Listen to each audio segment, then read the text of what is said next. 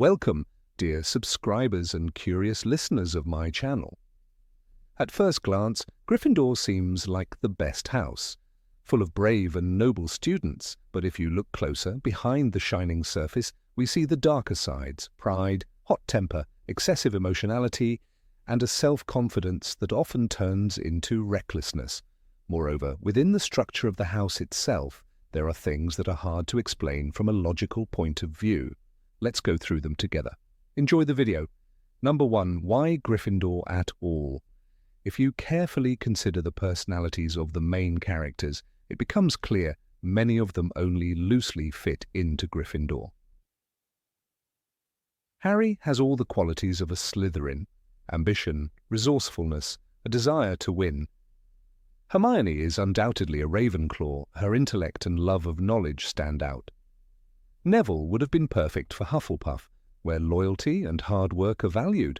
Only Ron more or less matches the Gryffindor spirit, though even he often showed traits typical of Slytherins. Wouldn't the story have been more interesting if it had gone another way? Harry in Slytherin, forced to struggle with prejudice? Or in Hufflepuff, the outsider house that could have grown alongside him? Instead, the most righteous house suddenly became the center of the saga. Number 2. How did Peter Pettigrew end up in Gryffindor? The clearest example of dissonance is Peter Pettigrew. Cunning, cowardly, selfish, and pitiful, he looks like the complete opposite of the Gryffindor ideal. Why did he end up here? Just because he wanted to, but then where is the logic of the sorting hat if a student's choice can completely override its wise judgment? With Harry, it was somewhat justified. He had qualities of both Gryffindor and Slytherin. But Pettigrew? He is a pure Slytherin. It would have made more sense to put him there without ruining his friendship with James and Sirius, while also adding depth, showing that true friendship can overcome inter-house prejudice. Number 3. Where does their confidence come from? Overconfidence is one of Gryffindor's key traits, but what justifies it? Ravenclaw's comes from intelligence and wisdom, Slytherin's from ambition and cunning, and Gryffindor's bravery. Yet often their courage only got them into trouble and led to failures. So, where does this belief in their own superiority come from? Perhaps from their eternal sense of being the main house, or maybe because the very history of Hogwarts was written around them. Number 4. Why were they considered outsiders? An interesting paradox. Before Harry arrived, Gryffindor was seen as the outsider house. They lost the House Cup 6 years in a row and had little success in Quidditch. Slytherin mocked them. The other houses didn't take them seriously. And then one boy appeared, and everything changed. Suddenly Gryffindor was the house of winners. They kept winning cups, becoming heroes, and their fame began to intimidate their rivals. But why did the arrival of one 11-year-old turn everything upside down? Which is the real Gryffindor, as the one that always lost, or the one that suddenly became the symbol of victory? Number 5. Why do they always win the cup? Before Harry, Slytherin had won the cup 6 years in a row. And that made sense. Ambition and cunning are perfect qualities for winning.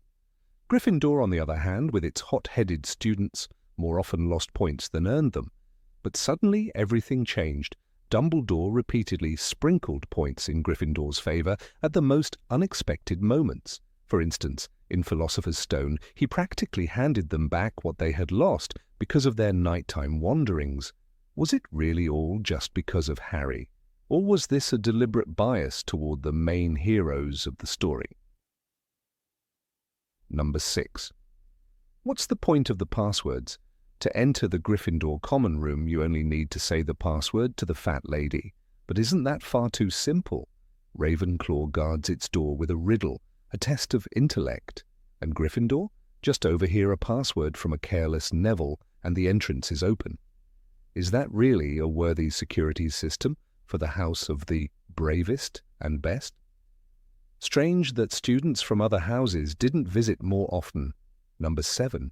Why are there so few dark wizards from Gryffindor? And finally, the most important question. Why is Peter Pettigrew the only example of a Gryffindor who sided with the Dark Lord? Aren't impulsiveness, pride, and self-righteousness the perfect traits for a dark wizard? Meanwhile, Slytherins are branded as evil simply for their ambition, which in itself is not a flaw. But in the story, all the villains conveniently turned out to be Slytherins, while Gryffindor produced only noble heroes. Isn't that a little too simplified? Number 8. Why do they have such blind faith in Dumbledore? To Gryffindors, Dumbledore was more than a headmaster. He was a beacon. Harry trusted him completely, even when that trust led him into danger. In the Goblet of Fire, Dumbledore allowed a 14-year-old to compete in a deadly tournament. Instead of questioning the wisdom of this decision, Gryffindors rallied behind Harry, cheering him as a champion. Dumbledore knows what he's doing, they insisted, as if his authority erased any doubt. That blind loyalty became part of the house's culture. Yet Dumbledore was far from flawless. He admitted later that he withheld truths from Harry, saying in the Deathly Hallows, "I cared about you too much." Those choices put Gryffindor students into peril time and again. Still, no one in the house ever truly challenged him. McGonagall, fiercely loyal herself, defended his decisions in front of the school. Harry questioned Dumbledore in moments of anger, but always returned to faith in him. The Gryffindor instinct was not to doubt, but to follow, even when the path was uncertain. Number 9. How do you explain their obsession with Quidditch?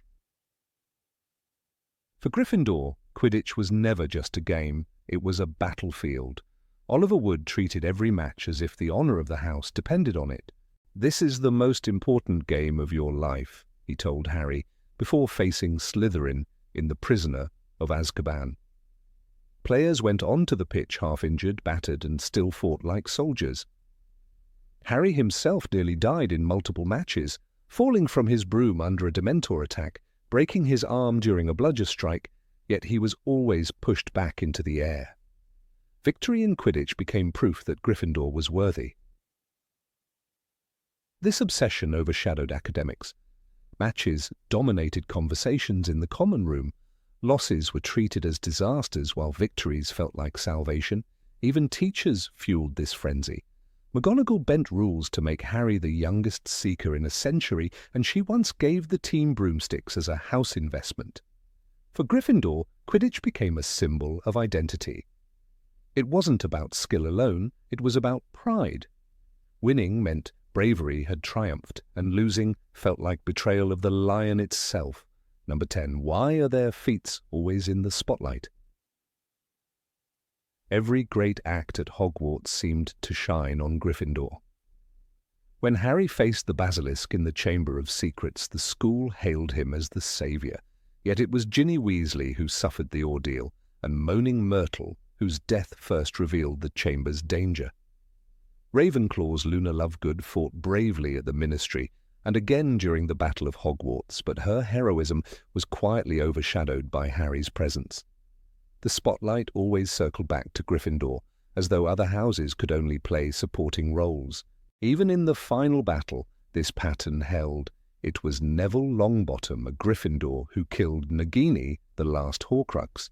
His moment of courage was unforgettable, but what of Ernie Macmillan from Hufflepuff, who stood his ground, or Cho Chang from Ravenclaw, who returned to fight? Their bravery was real, yet it slipped into the background. "The DA's still got your back," Neville said to Harry in the Deathly Hallows. That line captured it perfectly. No matter how many stood behind him, it was always Harry and Gryffindor who received the glory. Number 11. Why is discipline so weak in Gryffindor? Gryffindor has always had a curious relationship with discipline.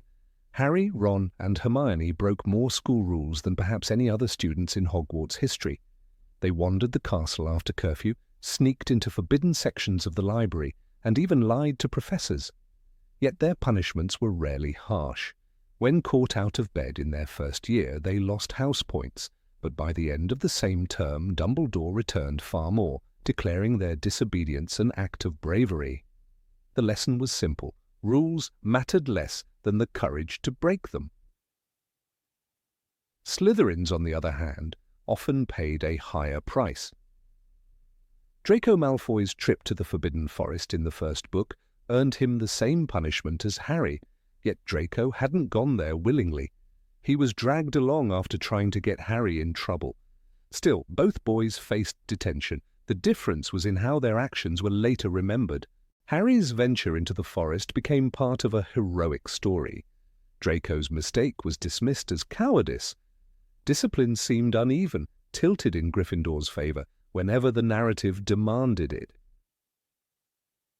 Even Professor McGonagall, known for her strictness, bent her own standards for her lions.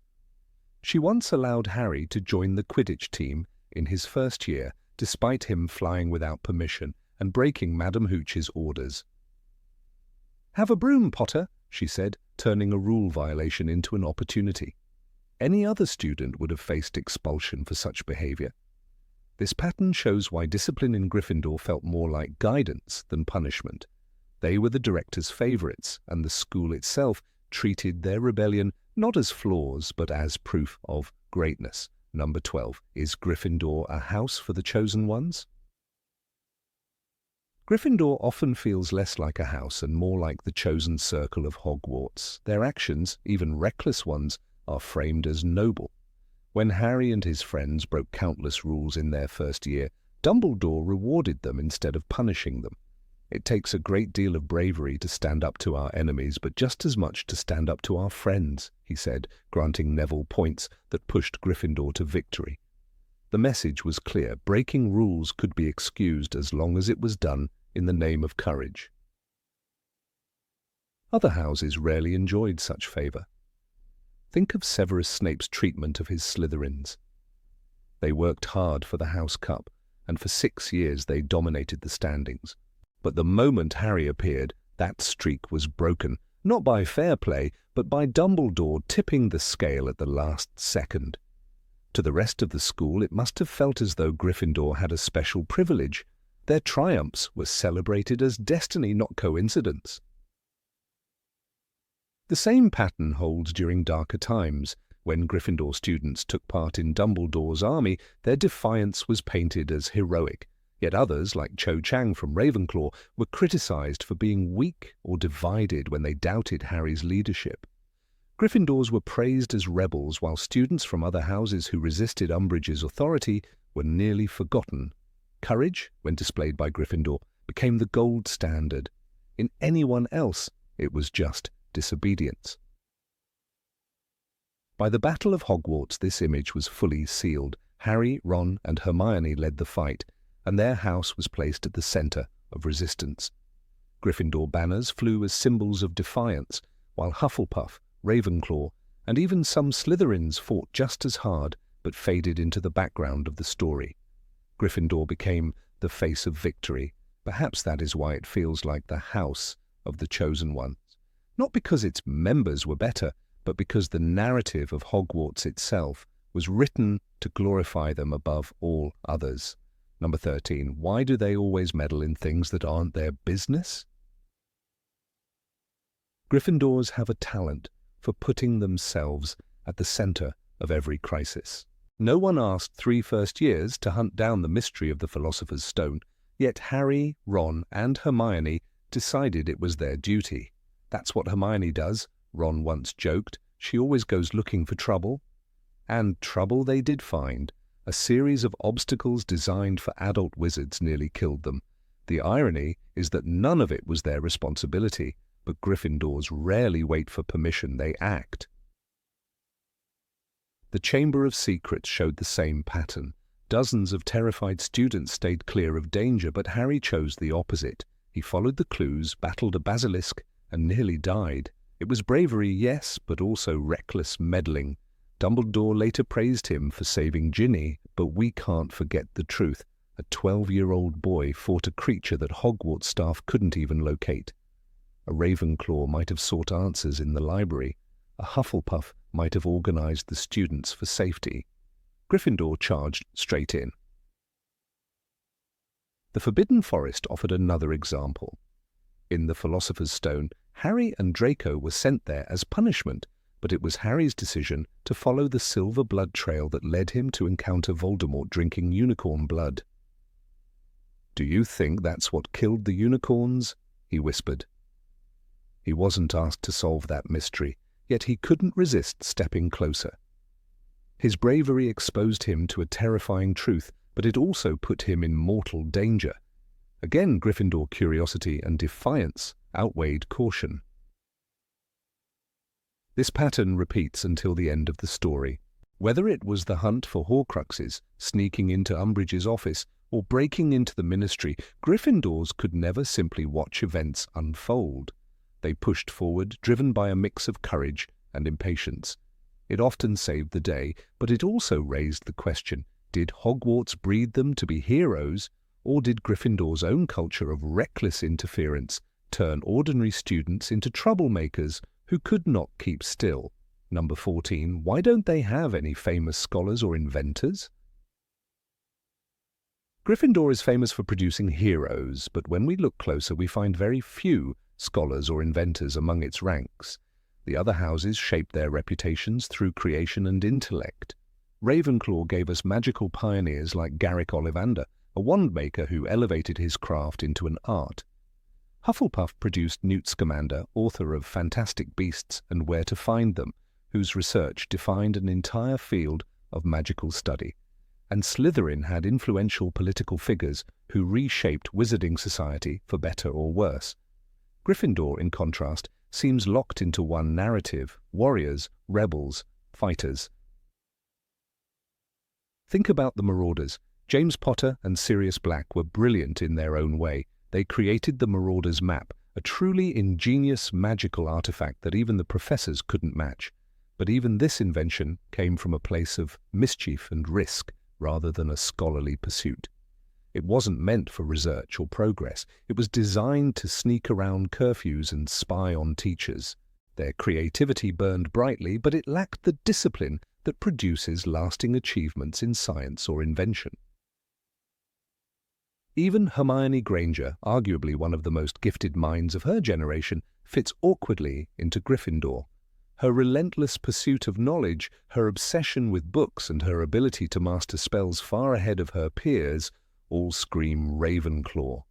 Yet she was placed in Gryffindor because of her bravery and loyalty.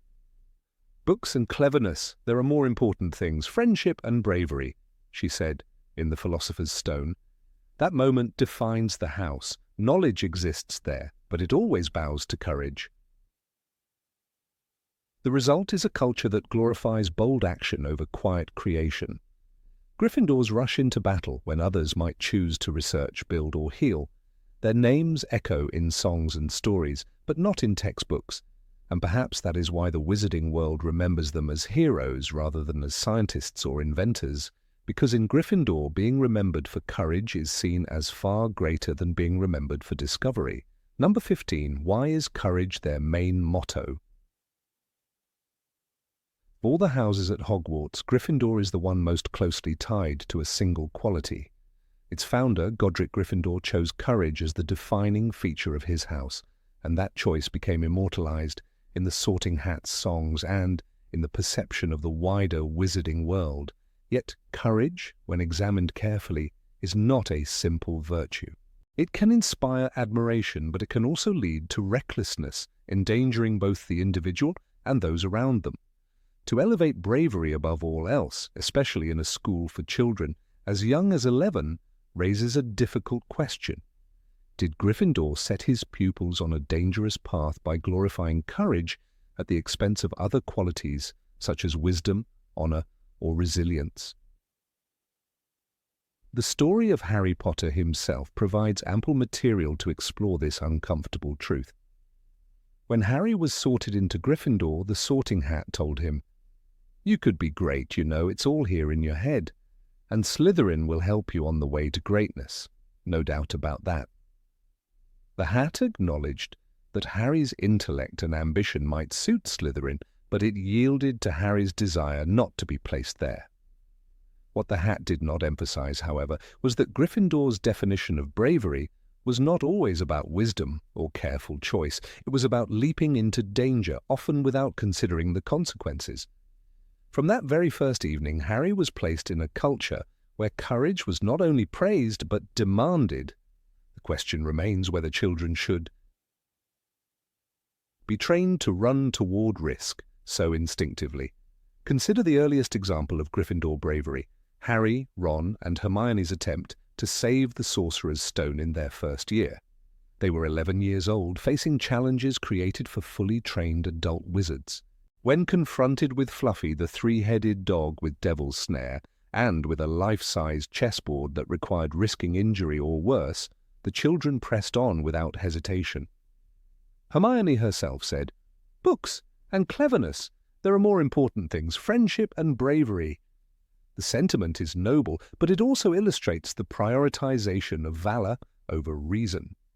What does it say about Gryffindor's ethos that an 11-year-old equates survival with bravery rather than knowledge? To an outside observer, it suggests that the house culture steers its students toward risk as the default solution. One cannot ignore how often Gryffindor students put themselves in jeopardy in ways that might seem irresponsible. Ron Weasley's act of self-sacrifice during the chess game is often celebrated, but he was still a child deliberately risking his life. In a real-world context, would we consider such behavior admirable or disturbing? The faculty later commended their bravery, with Dumbledore awarding house points that ensured Gryffindor won the House Cup. This moment demonstrates how bravery is not only ingrained as a virtue, but also rewarded institutionally, reinforcing the idea that endangering oneself is an achievement rather than a mistake. The line between courage and recklessness becomes especially thin during Harry's third year. Despite being told countless times to avoid the Forbidden Forest and not to meddle with dangerous matters, Harry rushed headlong into risky decisions. He followed a shadowy figure into dark woods, cast a corporeal Patronus at 13 years old, and defied the Ministry's orders to protect Sirius Black. Many of his choices were motivated by loyalty and heart, but in practice they were acts of impulsive bravery bordering on folly. Gryffindor's creed does not teach the difference between courage born of wisdom and courage born of impulse. The repeated pattern suggests that the house molds children into glorifying the rush of daring rather than cultivating careful moral strength. This emphasis on bravery is further exposed during the Triwizard Tournament. Harry is forced into it unwillingly, but his Gryffindor nature compels him to face it without backing down. In the second task, he risks his life by staying underwater beyond the allotted time, determined to rescue not only Ron, but also Fleur's sister Gabrielle. Cedric Diggory, the Hufflepuff champion, showed honor by working with Harry to face the maze together. The contrast is revealing. Gryffindor valor is dramatic and self-sacrificial, while Hufflepuff honor focuses on fairness and solidarity. Yet Gryffindor's daring is celebrated as heroic, overshadowing the quieter but arguably wiser values of the other houses. What message does this send to the younger students watching? The most tragic example of Gryffindor's dangerous valor is found in the fate of Sirius Black. Reckless courage defined Sirius's life, and he passed this influence on to Harry. His impulsive need to fight, to prove himself, to act before thinking, ultimately led him to the Department of Mysteries. There, the very trait that made him admired, his headlong bravery, caused his death at the hands of Bellatrix Lestrange. Harry himself realized too late that his godfather's love of danger had drawn him into a trap. The cost of Gryffindor's devotion to courage was not theoretical, it was fatal. Even Albus Dumbledore, perhaps the most revered Gryffindor of them all, admitted to flaws in his understanding of bravery. When confessing to Harry his youthful mistakes, he acknowledged how reckless ambition and desire for power led him astray with Grindelwald. His wisdom came only after tragedy. Dumbledore himself was the one who told Harry, "It takes a great deal of bravery to stand up to our enemies, but just as much to stand up to our friends." This quotation shows an attempt to broaden Gryffindor's concept of courage, yet it is notable that it required explicit correction within the story. The original vision of Gryffindor courage did not make this distinction clear. Number 16. Why are their heroes always idealized? Of all the houses at Hogwarts, none shines more brightly in the story than Gryffindor. The red and gold banners wave with pride, the lion roars as a symbol of courage, and almost every protagonist the reader follows belongs to this house. Yet when you pause and look closely at the characters who carry this crest, a pattern begins to emerge. Their flaws are acknowledged but swiftly forgiven, while their heroism is remembered and immortalized. It creates an imbalance, an aura of untouchable nobility that shields them from the harsher judgment others face. James Potter, Sirius Black, and even Harry himself are all given this strange kind of narrative absolution where the worst of their actions are explained away or buried beneath a flood of later victories. The case of James Potter is perhaps the clearest example. In Harry Potter and the Order of the Phoenix, Harry sees the memory of his father tormenting Severus Snape by dangling him upside down in front of the entire school. Lily Evans herself disapproves and calls James an arrogant toe-rag, a cutting phrase that reveals how others saw him at that age. This was not a moment of courage or nobility, but of cruelty and arrogance. Yet despite this humiliating image, James is remembered by nearly every adult Gryffindor as a noble fighter, a loyal friend, and a man worth honoring. His bullying becomes a footnote, overshadowed by his ultimate sacrifice to protect Harry from Voldemort. That one act of bravery rewrites his legacy, allowing readers and characters alike to forget that he was once the tormentor of a boy who would never stop carrying those wounds. Sirius Black continues the pattern. Charismatic, brave, and utterly devoted to Harry, he quickly becomes a fan favorite. But beneath his charm lies a dangerous streak. In The Prisoner of Azkaban, Remus Lupin recalls a horrifying incident where Sirius, in his school years, nearly tricked Snape into entering the tunnel that led to the Shrieking Shack during Lupin's werewolf transformation. It was a prank that could have killed Snape and exposed Lupin. Such recklessness should have defined Sirius as a man capable of endangering others for the thrill of it. Instead, this event is brushed aside. The narrative insists that Sirius is a misunderstood rebel, a man who spent 12 years wrongly imprisoned, and thus his flaws are quickly drowned out by the tragedy of his life and the loyalty he shows to Harry. Even Harry himself, the supposed embodiment of Gryffindor values, constantly skirts the edges of selfishness and recklessness. He sneaks around under his invisibility cloak, breaks school rules with alarming regularity, and at times alienates his closest friends in bursts of anger. In the Order of the Phoenix, he lashes out at Ron and Hermione repeatedly, snarling at them when they fail to understand the weight he is carrying. His behavior in those chapters is petulant, even cruel. Yet readers and teachers rarely dwell on these failings for long. The story moves swiftly to his triumphs. His bravery in facing Voldemort and his unwavering role as the Chosen One. His flaws are acknowledged only as signs of his humanity, not as real stains on his character. The same pattern extends to Ron Weasley. He deserts Harry and Hermione during their desperate search for Horcruxes in the Deathly Hallows. His jealousy and bitterness, sharpened by the cursed locket, drive him to abandon his best friends at the darkest moment of their journey. Any other character might have carried that betrayal as a lasting shadow. But Ron's eventual return, complete with an act of courage in rescuing Harry from drowning, washes away the bitterness.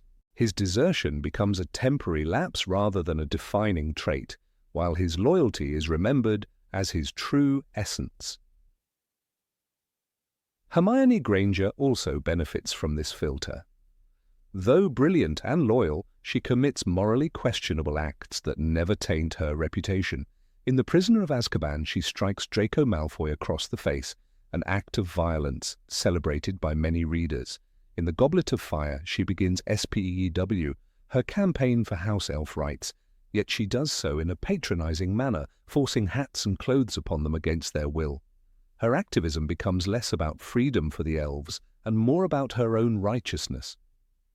Despite this, Hermione remains the model Gryffindor, clever, brave, and always on the side of good. The story glosses over the arrogance embedded in her crusade, preserving her as the brilliant heroine.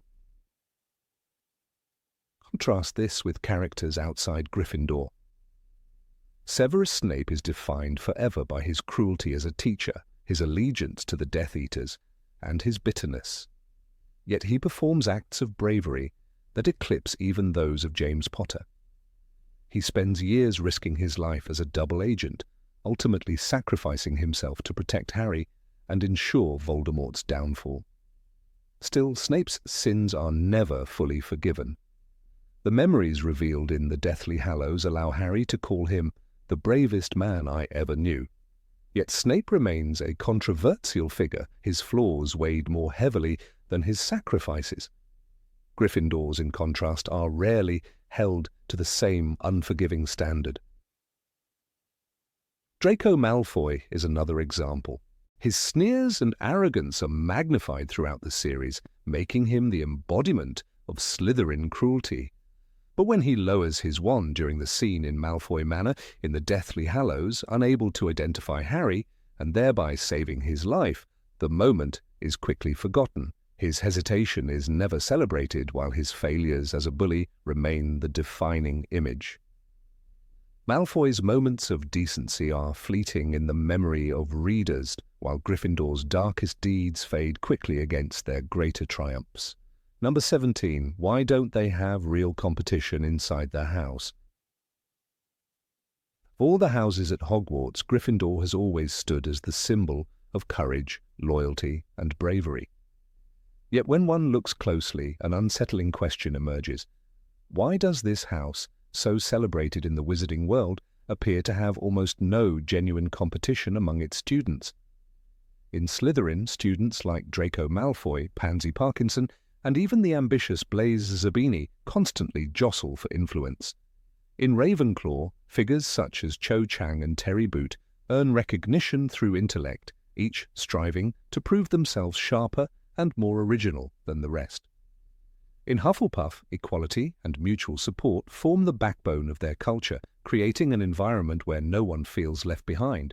But in Gryffindor, a very different pattern plays out. The moment a single student becomes a symbol of courage, everyone else willingly accepts them as the leader, as if the house itself demands one dominant figure to rally behind. Was this house ever meant to cultivate heroes, or did it instead evolve into a stage for idolizing them? The clearest example of this dynamic comes from the Marauder era. James Potter, with his charm, talent in Quidditch, and relentless confidence, quickly rose as the unofficial king of Gryffindor. Sirius Black, though equally bold and rebellious, never attempted to eclipse James, but rather reinforced his role. Remus Lupin, the quieter presence, followed alongside them, his intelligence and sense of restraint balancing out their recklessness but never challenging James's supremacy. Even Peter Pettigrew, whose loyalty was his most defining trait, attached himself completely to James, echoing his every move. Gryffindor in the 1970s was not an arena of rivals, but a court with James enthroned as its natural leader, and the rest willingly forming his circle. The question is not why James became a leader, it is why nobody else even attempted to rise against him. When Harry Potter entered the house years later, the pattern repeated with uncanny precision. From his first year, the boy who lived was hailed as the instant star of Gryffindor. "He's the youngest Seeker in a century," Oliver Wood exclaimed in Philosopher's Stone, and from that moment, Harry's place as the central figure was unquestioned. While in other houses a Quidditch star might spark jealousy or rivalry, Gryffindor's lined up to cheer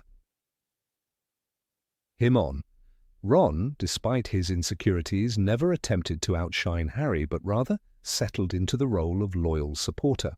Hermione, with brilliance that could have placed her among Ravenclaw's elite, channeled her skills into helping Harry achieve his goals, rather than carving out her own spotlight. In this sense, Gryffindor seems to lack the competitive tension that forges multiple leaders, preferring instead to revolve around a single chosen figure. Even moments that might have sparked conflict were swiftly smoothed over. Consider the Triwizard Tournament in Goblet of Fire. When Harry's name emerged from the goblet, Gryffindor students immediately treated him as their champion. There were whispers of doubt, but they quickly dissolved. No one in the house demanded equal recognition or challenged his right to represent them. Contrast this with Slytherin, where ambition often leads to internal clashes. If Draco had been chosen, one imagines fellow Slytherins might have debated or schemed for their own advantage.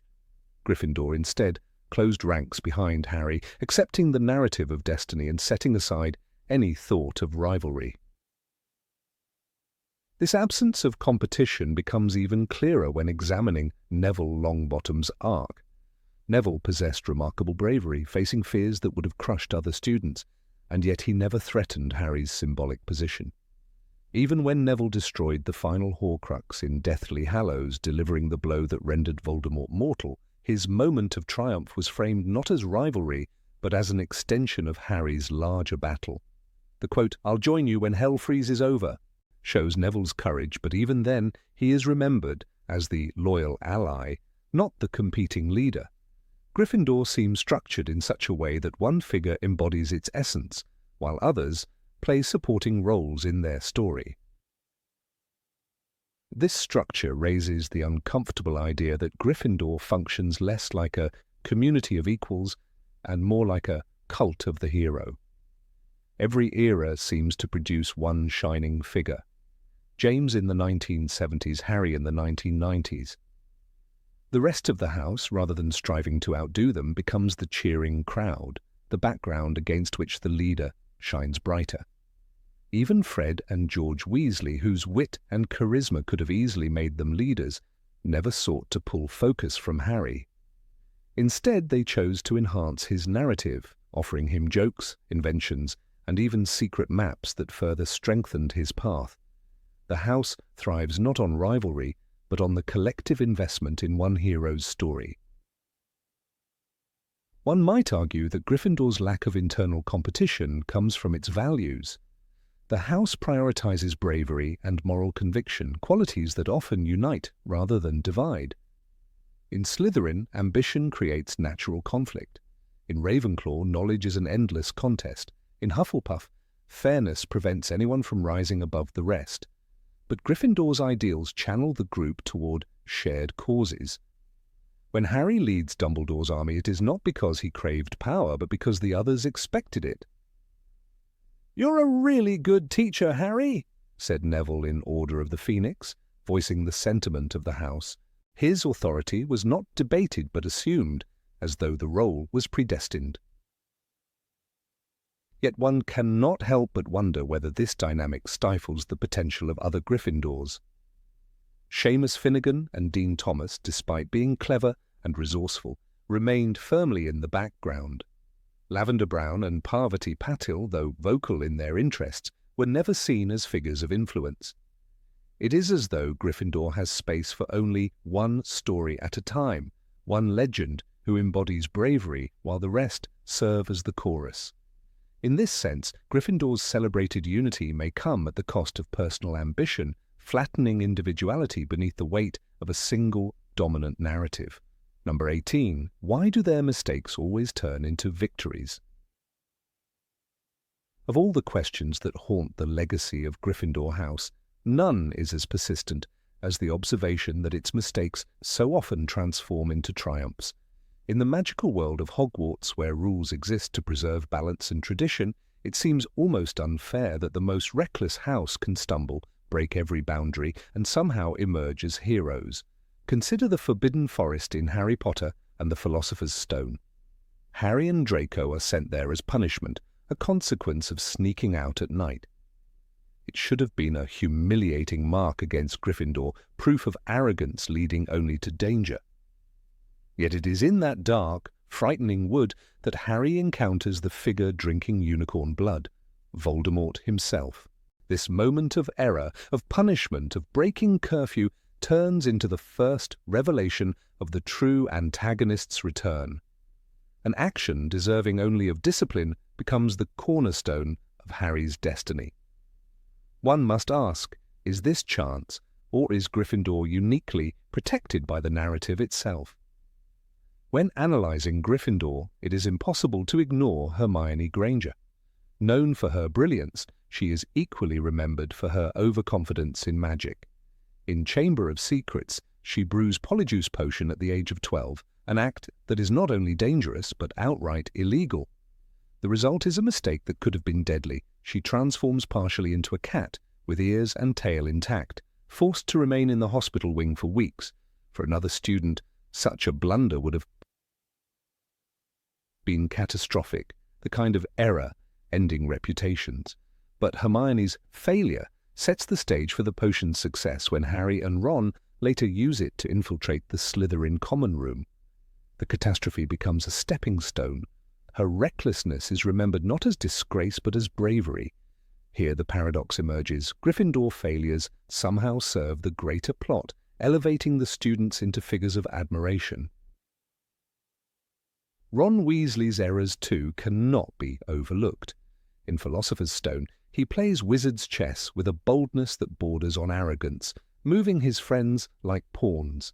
His ultimate sacrifice, choosing to be struck down by a knight, is framed as heroism, but one must remember that his earlier obsession with proving his skill at chess is what placed him in this situation. His pride could have led to disaster, but instead his blunder becomes a crowning moment. "Do you want to stop Snape or not?" Ron declares before being taken out of the game. His error becomes sacrifice, and sacrifice becomes victory.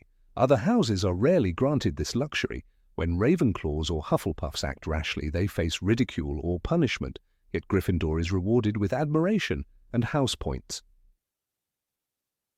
The Quidditch field offers countless reminders of this strange pattern. Harry is not an ordinary seeker. He is a boy prone to dangerous decisions. In Prisoner of Azkaban, he flies despite the howling storm, only to fall victim to Dementors. It is a moment that could have marked him as careless, unfit for the role. But his collapse inspires the gift of the Firebolt, a broom far superior to any other, altering the course of his Quidditch career. His fall, in truth, elevates him.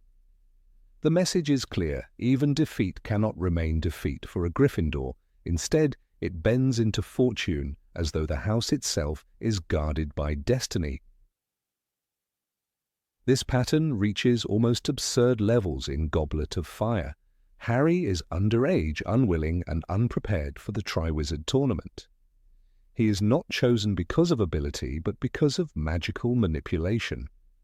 By all logic, his participation should end in humiliation, exposing his weaknesses compared to older, trained champions. Yet every stumble, the underwater task where he saves not only Ron, but Fleur's sister, the maze where he ties with Cedric Diggory, turns into legend. The same tournament that should have been his downfall cements him as the boy who lived once more. It is no exaggeration to say that Harry's mistakes are transformed into spectacles of courage. Other houses rarely receive such grace.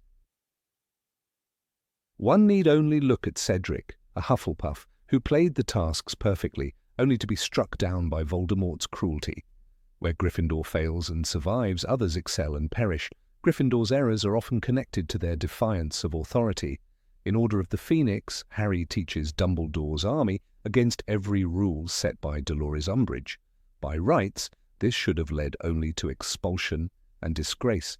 Yet the mistake of forming a secret student militia becomes the one source of real defense when Voldemort rises. As Hermione later reminds him, "You're a great teacher, Harry." What should have been a reckless act of defiance becomes his initiation into leadership, a necessary step toward becoming the commander of Dumbledore's army in Deathly Hallows. Again, the error is absorbed into the myth of Gryffindor's greatness. It is worth contrasting this with the punishments faced by other houses. When Draco Malfoy attempts to expose Harry's misbehavior, in Chamber of Secrets he ends up humiliated in the dueling club, his serpent conjuring spell turned against him. His mistake brands him with mockery. When Cho Chang, a Ravenclaw, shows hesitation in aligning with Dumbledore's army, her reputation suffers, and she is cast aside as weak. The difference is glaring. Gryffindor's errors serve to highlight resilience, while others' errors serve to diminish them. It is no wonder that questions of fairness arise when readers compare outcomes across houses. The question extends even to adults. Albus Dumbledore himself was a Gryffindor, and his mistakes shaped the wizarding world. His youthful obsession with Gellert Grindelwald nearly cost countless lives. His secrecy about Harry's fate nearly doomed their cause, and his manipulation of Severus Snape came close to cruelty. Yet each of these errors is later reframed as wisdom. Dumbledore admits, "I was safer at a distance." His failings become part of his legend, his complexity, his revered image. It is as if Gryffindor is the only house allowed to fall without ever truly being broken. The bias is visible in the very point system that defines Hogwarts. Time and again, Gryffindor receives last-minute rewards that nullify their missteps. In Philosopher's Stone, Slytherin is poised to win the House Cup after a year of effort. At the final feast, Dumbledore dramatically awards points to Gryffindors for actions that began as mischief and rule-breaking. Neville earns points for standing up to his friends Harry, Ron, and Hermione for their role in protecting the stone. The entire structure of the competition bends to ensure Gryffindor triumphs. It is a moment of glory that overshadows the fact that their journey was paved with mistakes and rule violations. Hermione's story in Prisoner of Azkaban offers another example. She abuses the time-turner, running herself ragged with an impossible schedule. This should have been a cautionary tale about overreaching ambition. Yet her miscalculation turns into the tool that saves both Sirius Black and Buckbeak. Instead of consequence, there is reward. Instead of punishment, there is praise. Readers are left to wonder why Ravenclaws, equally ambitious, are not granted the same safety net when they err. Cho Chang's grief in Order of the Phoenix isolates her. Luna Lovegood's eccentricities make her an outcast. Gryffindor's flaws, however, become stepping stones to greatness. The injustice is perhaps most visible in the way Harry and Ron handle their academic failures. Repeatedly, they are unprepared for classes, ignore homework, and show disrespect for teachers like Snape. Yet their failures rarely define them. Ron, in particular, manages to bungle spells and assignments throughout the series, but in moments of crisis, he is remembered for bravery, not incompetence. Contrast this with Neville Longbottom, whose early mistakes made him the butt of jokes across houses. Only by the end, when his Gryffindor courage blooms, is he permitted to escape the stigma of failure. It is as though within Gryffindor even incompetence is temporary, transformed eventually into heroism. One of the most striking examples arrives in Half-Blood Prince. Harry's obsession with Draco Malfoy leads him to spy obsessively, neglecting his studies and defying Dumbledore's advice. His paranoia should have undermined him. Instead, his mistake reveals the truth. Draco is indeed a Death Eater, forced into a mission by Voldemort. Even Harry's suspicions, irrational and damaging, are reframed as instinct and bravery. His errors are not errors at all, but foreshadowing of his role as the Chosen One. Compare this to Snape, whose youthful mistakes with the dark arts brand him permanently with suspicion and loathing. Gryffindor alone escapes lasting consequence. The climax of Deathly Hallows solidifies this pattern. Harry walks into the forest to meet death, a mistake in any rational sense, for he offers himself unarmed, yet his decision becomes victory, the resurrection of hope, the destruction of Voldemort. His flaw, reckless self-sacrifice, becomes the very reason he wins. This ultimate transformation of error into triumph confirms the suspicion. Gryffindor is shielded not only by bravery, but by the story itself. The narrative bends to ensure that mistakes do not destroy them, but propel them forward. The inconvenient truth is this: Gryffindor's victories are built on a scaffolding of blunders miscalculations, and defiance. Each mistake, whether it is sneaking into forbidden corridors, brewing illegal potions, or breaking the trust of authority, is transfigured into glory. Other houses are not afforded this privilege. For them, mistakes are stains, scars that remain visible. Gryffindor alone is permitted to stumble without falling, to fail without being branded as failures. Whether this is destiny, narrative bias, or the invisible hand of Dumbledore himself, the pattern is undeniable. To ask why Gryffindor's mistakes always become victories is to peel back the veil on the very structure of the tale, where bravery is never punished and recklessness is always rewarded. Number 19. Why do they always have strong allies? Of all the houses at Hogwarts, Gryffindor has always seemed to receive an almost uncanny amount of support in the moments when it mattered most. This pattern is impossible to ignore once you look closely at the crucial battles and turning points in the Harry Potter series. The evidence stretches from Harry's very first year, when the sword of Gryffindor appeared in the Chamber of Secrets, to the final duel with Voldemort, where not only the Order of the Phoenix but the very castle itself seemed to fight on Harry's side. Gryffindor courage is celebrated openly in the narrative, yet behind that courage lies a network of allies and almost divine interventions. And while this seems uplifting for readers who root for the protagonist, it raises uncomfortable questions about fairness. Why do Gryffindors always seem to have strong allies, while the other houses rarely, if ever, receive similar backing? The second book provides a striking example of this phenomenon.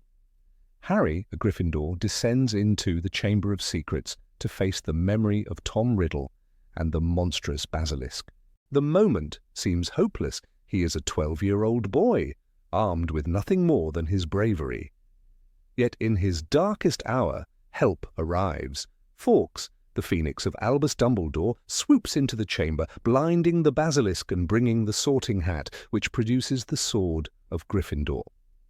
As Harry himself notes in The Chamber of Secrets, there was just one thing for it. Grasping the hilt with both hands, he swung it with all his might at the serpent's mouth. The miraculous appearance of the sword and phoenix ensures his victory. But one must ask, why does such intervention only seem to occur for Gryffindors? Would a Ravenclaw or Hufflepuff have received the same near-divine assistance? The books never offer a comparable case. The third year brings another telling moment. When Harry and Hermione use the time turner to save Sirius Black and Buckbeak, their escape is not just clever planning. Once again, a Gryffindor is aided by extraordinary elements. Hermione's access to the time turner, granted by Professor McGonagall, herself a Gryffindor. Moreover, Harry's ability to cast a powerful Patronus comes in a moment of destiny. He believes he is about to die by the lake when in fact his own future self saves him. In the Prisoner of Azkaban, he reflects, "I knew I could do it this time because I'd already done it." The spell is a feat of remarkable magical power, one that the narrative frames as uniquely possible for him. It is worth noting that while Cho Chang, a Ravenclaw, could cast a Patronus, she never receives the same kind of narrative spotlight or moment of destiny that Harry does. The universe bends itself to favor Gryffindors. The fourth book amplifies this imbalance even further. During the Triwizard Tournament, Harry is selected by the Goblet of Fire despite never entering his name. This alone is a kind of forced spotlight. But throughout the tournament, allies continue to rally around him. Cedric Diggory, a Hufflepuff, is supposed to be his rival, yet he repeatedly aids Harry. The most striking example comes in the third task, when Harry and Cedric both reach the cup. Harry insists they take it together, saying, "We'll take it at the same time. It's still a Hogwarts victory." Cedric agrees, a moment that demonstrates the moral support Gryffindors inspire even from competitors. Yet Cedric's fate ends in tragedy, while Harry's destiny continues. Once again, Gryffindor emerges as the focal point of survival and support, while the others remain in secondary roles. By the time we reach the fifth book, the pattern is nearly impossible to overlook. The Department of Mysteries battle shows Gryffindors surrounded by strong allies. Every member of Dumbledore's army who fights beside Harry is either a Gryffindor or someone persuaded by his leadership. The arrival of the Order of the Phoenix to rescue the students cements the impression. Tonks, Kingsley Shacklebolt, Remus Lupin, and Sirius Black all fight for Harry, and all align themselves with Gryffindor values. Even Dumbledore himself arrives to battle Voldemort in the atrium, placing the strongest wizard alive directly in Harry's corner. In contrast, what support system exists for a Slytherin student who might secretly oppose Voldemort? We never hear of one. The narrative erases the possibility that other houses could have hidden heroes in need of allies. The sixth book demonstrates this alignment in subtler ways. Dumbledore, who shows unwavering favoritism to Harry and his house, gives him exclusive lessons on Voldemort's past. No student from Ravenclaw or Hufflepuff is ever invited to such privileged instruction. Even when the school is in danger, Gryffindors are the first to receive Dumbledore's confidence.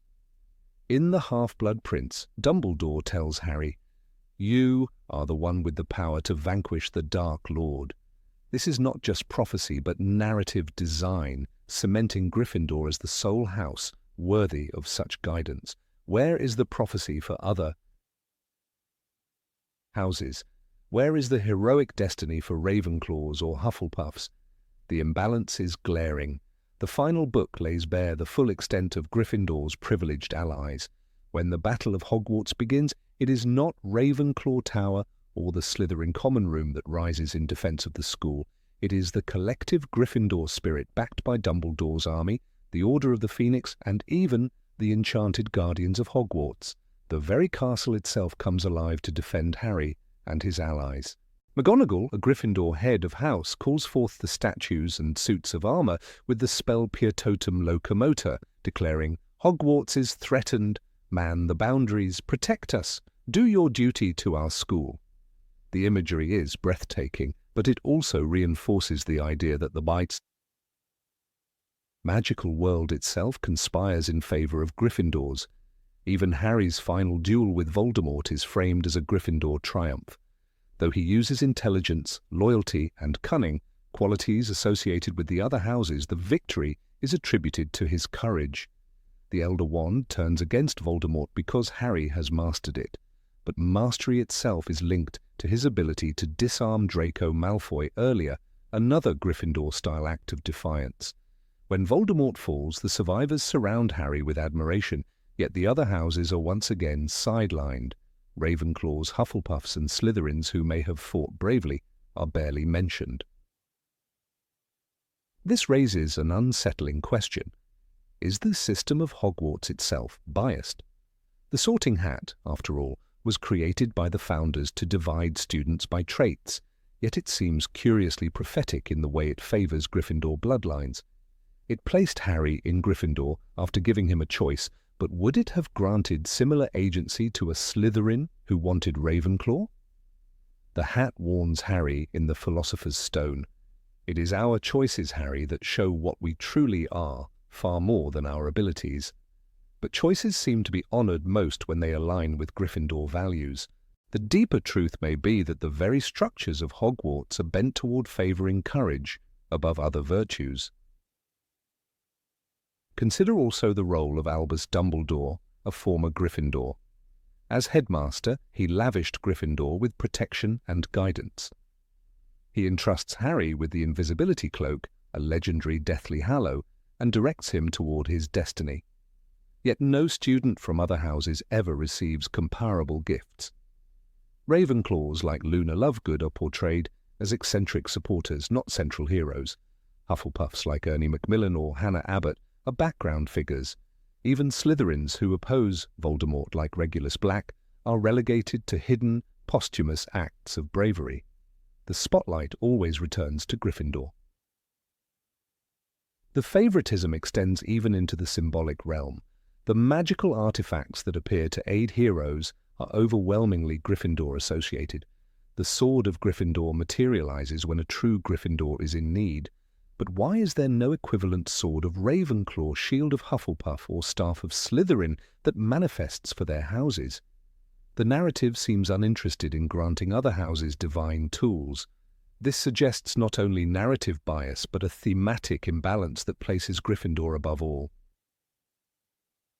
And then there is the matter of loyalty. Characters from other houses who become important allies almost always end up attached to Gryffindor causes. Luna Lovegood, a Ravenclaw, devotes herself to Harry. Cedric Diggory, a Hufflepuff, aids Harry repeatedly until his untimely death. Even Severus Snape, a Slytherin, ultimately sacrifices himself for Harry's survival, his entire arc reframed as an act of hidden Gryffindor-like bravery. The individual identities of other houses collapse into Gryffindor's narrative orbit.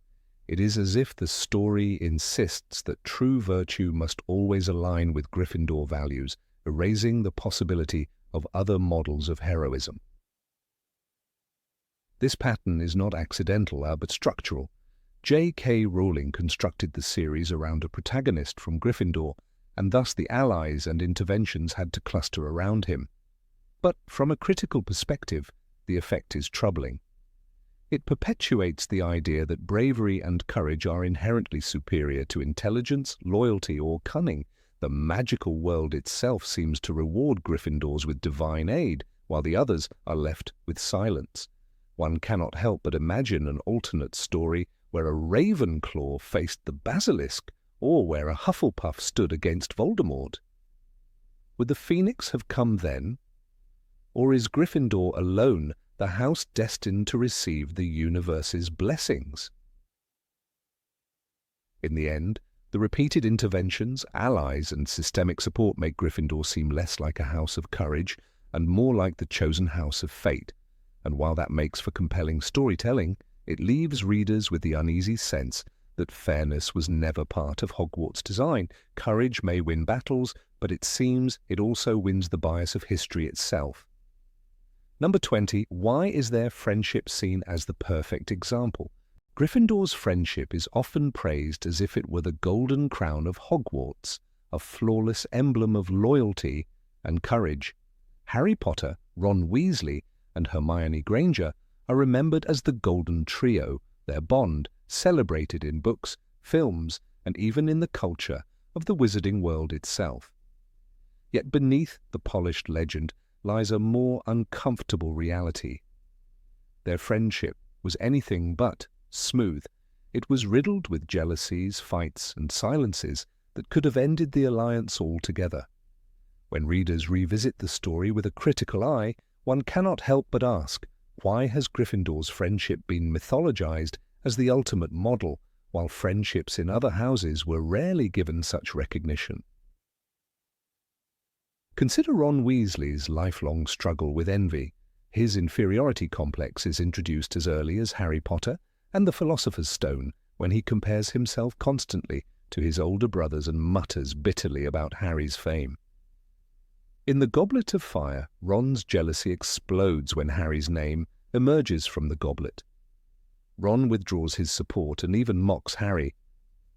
"You want to get yourself killed, that's your business." These words cut deep, and for weeks their friendship is fractured. Such an episode does not fit the narrative of perfect loyalty. It reveals that envy, rather than unshakable trust, was an undercurrent that threatened their bond from the start. Hermione Granger, too, was not always treated as an equal partner. While she was the intellectual backbone of the trio, her presence often came with loneliness. In the Philosopher's Stone, she overhears Ron dismiss her. "It's no wonder no one can stand her. She's a nightmare, honestly." Hermione spends her first weeks as an outsider, crying in the bathroom, until a life-threatening troll attack forces the boys to recognize her worth. Even later, she frequently shoulders the burden of responsibility, reminding Harry and Ron of homework or dangers they would rather ignore. Her intelligence made her indispensable, but her emotional needs were often neglected. This imbalance raises the question, was Gryffindor's model friendship built more on utility than mutual understanding? Harry himself is no flawless friend. The narrative repeatedly shows his tendency to act alone, carrying secrets or burdens he refuses to share. In Order of the Phoenix, Harry isolates himself during the summer, resenting even Ron and Hermione's attempts to reach him. When Dumbledore's army is formed, Harry assumes leadership without hesitation, but he also lashes out when his friends question his judgment. His words to Ron and Hermione are often sharp, born out of frustration. "I don't care what you think, I've had enough." This solitude, while understandable under the pressure of prophecy, often made his friends feel excluded and undervalued. And yet, despite the cracks, the trio always reconciles. The easy explanation is narrative necessity. After all, the story required them to be united to face Voldemort. But within the logic of the wizarding world, the admiration for this friendship seems to ignore how fragile it really was. Other friendships, equally deep, are overlooked. Hufflepuff's Cedric Diggory built bonds of trust and fairness with his peers, and his death inspired collective grief across houses. Slytherin students like Draco Malfoy and his close circle, while often antagonistic, displayed unwavering loyalty to one another. Yet none of these were lifted as the ultimate standard. Why must Gryffindor's trio be held as the ideal? The reconciliation after Ron abandoned Harry and Hermione in Deathly Hallows is perhaps the most telling moment. Ron, consumed by jealousy and the oppressive power of the Locket Horcrux, walks out in anger. For weeks, Harry and Hermione are left alone, surviving in misery and despair. When Ron finally returns, the text emphasizes Harry's fury. "You've been nothing but trouble. I thought you knew what you signed up for." That the friendship survives this near betrayal is seen as proof of resilience. But one must ask, if loyalty is the essence of true friendship, how can abandonment be brushed aside so quickly? The forgiveness feels less like a natural healing and more like a narrative demand for unity. Hermione's hidden grievances also reveal themselves in moments of vulnerability. In Prisoner of Azkaban, when Harry and Ron refuse to believe her warnings about the firebolt, she withdraws in isolation. Later, when Ron sides with Lavender Brown in Half-Blood Prince, Hermione's heartbreak is palpable. She is forced to smile through tears, throwing birds at Ron in desperation, a scene that demonstrates her feeling of betrayal, not just romantically, but within their bond as friends. Her strength often concealed her pain, yet the question remains whether her role in the trio was truly one of equal respect, or if she was expected to carry more than her share in silence. Harry, too, often placed his friends in danger without consulting them. The decision to enter the Chamber of Secrets, the impulsive dash into the Department of Mysteries, and the reckless pursuit of Horcruxes were all made with an assumption that Ron and Hermione would follow. Their consent was rarely sought in a meaningful way. They stood by him, but their loyalty sometimes resembled duty rather than choice. This dynamic, though heroic, was far from the gentle reciprocity that true friendship suggests. The bond was heroic because it survived hardship, but it was not gentle nor always fair. If Gryffindor's friendship is considered the pinnacle, it is partly because the narrative privileges their perspective. The books are Harry's story, and thus his friendships receive the spotlight. But look at the loyalty of Hagrid, who risked expulsion and humiliation to protect those he loved, or at Neville Longbottom, who stood by Harry even when he was terrified. Neville's friendship was tested in Philosopher's Stone when he confronted Harry, Ron, and Hermione, saying, "You can't go out, you'll be caught again. Gryffindor will be in trouble." He was mocked for his courage, but Dumbledore rewarded him, noting that it takes a great deal of bravery to stand up to our enemies, but just as much to stand up to our friends. This line itself raises doubts. Why is the trio considered the ideal when even within Gryffindor, alternative friendships showed a purer form of courage? The reality is that Gryffindor's trio survived because the narrative allowed it to, not because it was flawless. Their friendship contained betrayals, envy, and isolation, yet it endured because each time conflict erupted, the threat of Voldemort overshadowed their personal grievances. They did not reconcile simply because of love, but because survival demanded unity. In another setting, without the looming war, such a friendship might have dissolved under the weight of its own fractures. Ron's envy, Hermione's loneliness, and Harry's solitude create a triangle that was constantly under pressure. Readers often recall their shining moments of unity, the troll in the bathroom, the daring rescue at the Ministry, or the final battle at Hogwarts. But each of those triumphs was preceded by fights, misunderstandings, and tears. To label this as the purest friendship is to ignore the messiness that defined it. And perhaps that is the real lesson. Gryffindor's friendship was not perfect, but it was real. The danger lies in idealizing it as flawless when in truth it was scarred by the same flaws that plague friendships in every house. Other faculties, dismissed by the narrative lens, also carried friendships of depth. Hufflepuffs valued community and fairness. Slytherins valued loyalty to their own circle, even if it turned darker in form. Ravenclaws nurtured intellectual respect. Yet the legend of the Golden Trio eclipsed them all. By crowning Gryffindor's friendship as the ideal, the story unintentionally silenced the possibility that true loyalty and devotion existed elsewhere in equal or even greater measure. The awkward question then lingers. Was Gryffindor's friendship celebrated because of its virtues, or because it belonged to the heroes of the story? The trio themselves would hardly have called their bond flawless. They fought, hurt, forgave, and stumbled forward together, bound by circumstance as much as affection. Their story is not of perfect loyalty, but of fractured devotion mended under fire. And while their friendship deserves admiration for surviving against all odds, it does not deserve to be worshipped as the only model. The truth, hidden in plain sight, is that friendship at Hogwarts was never the monopoly of one house. Number 21. Why are they always at the center of history? Gryffindor's shadow falls over the entire saga of the wizarding world, so heavy and constant that one sometimes forgets other houses even exist. Every great conflict, every decisive battle, every figure who stands as the ultimate force of good or evil seems to be tied to those draped in scarlet and gold. When Albus Dumbledore reflects on destiny, it is Harry Potter, the quintessential Gryffindor, who embodies it. Yet the question nags at any careful reader. Why does the story of magic vast and ancient narrow itself again and again to the courage of Gryffindor? Is this a quirk of fate or a deliberate rewriting of history? Consider the earliest legends of Hogwarts. Godric Gryffindor himself was painted in the books as the champion of bravery, sword in hand, ready to defend justice. Only those who are brave at heart, said the Sorting Hat in Harry's first year, belong in Gryffindor, where dwell the daring, the brave at heart. Their nerve and chivalry set Gryffindors apart.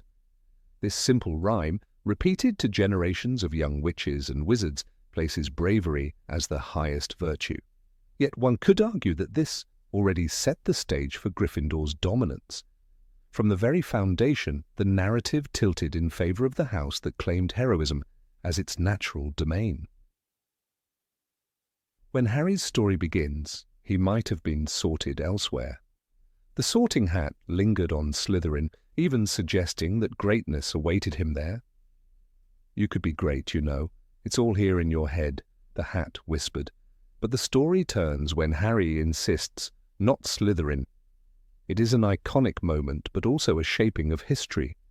If the Hat had chosen differently, would the fate of Voldemort and the wizarding world still have revolved around him? Or did the allegiance to Gryffindor dictate that Harry must be the centerpiece of every great conflict to come? It is as though the house itself pulls the strings of destiny, demanding its champions always stand at the center. The rise of Voldemort is another telling example. Tom Riddle, the orphan boy who became the darkest wizard of his age, was a Slytherin. His cunning, ambition, and hunger for power defined him. But every great story requires its foil, and his foil was none other than Harry Potter, a Gryffindor to his core. Even Dumbledore acknowledged the symmetry, the Dark Lord and the boy who lived, locked in a duel not just of power, but of house identities.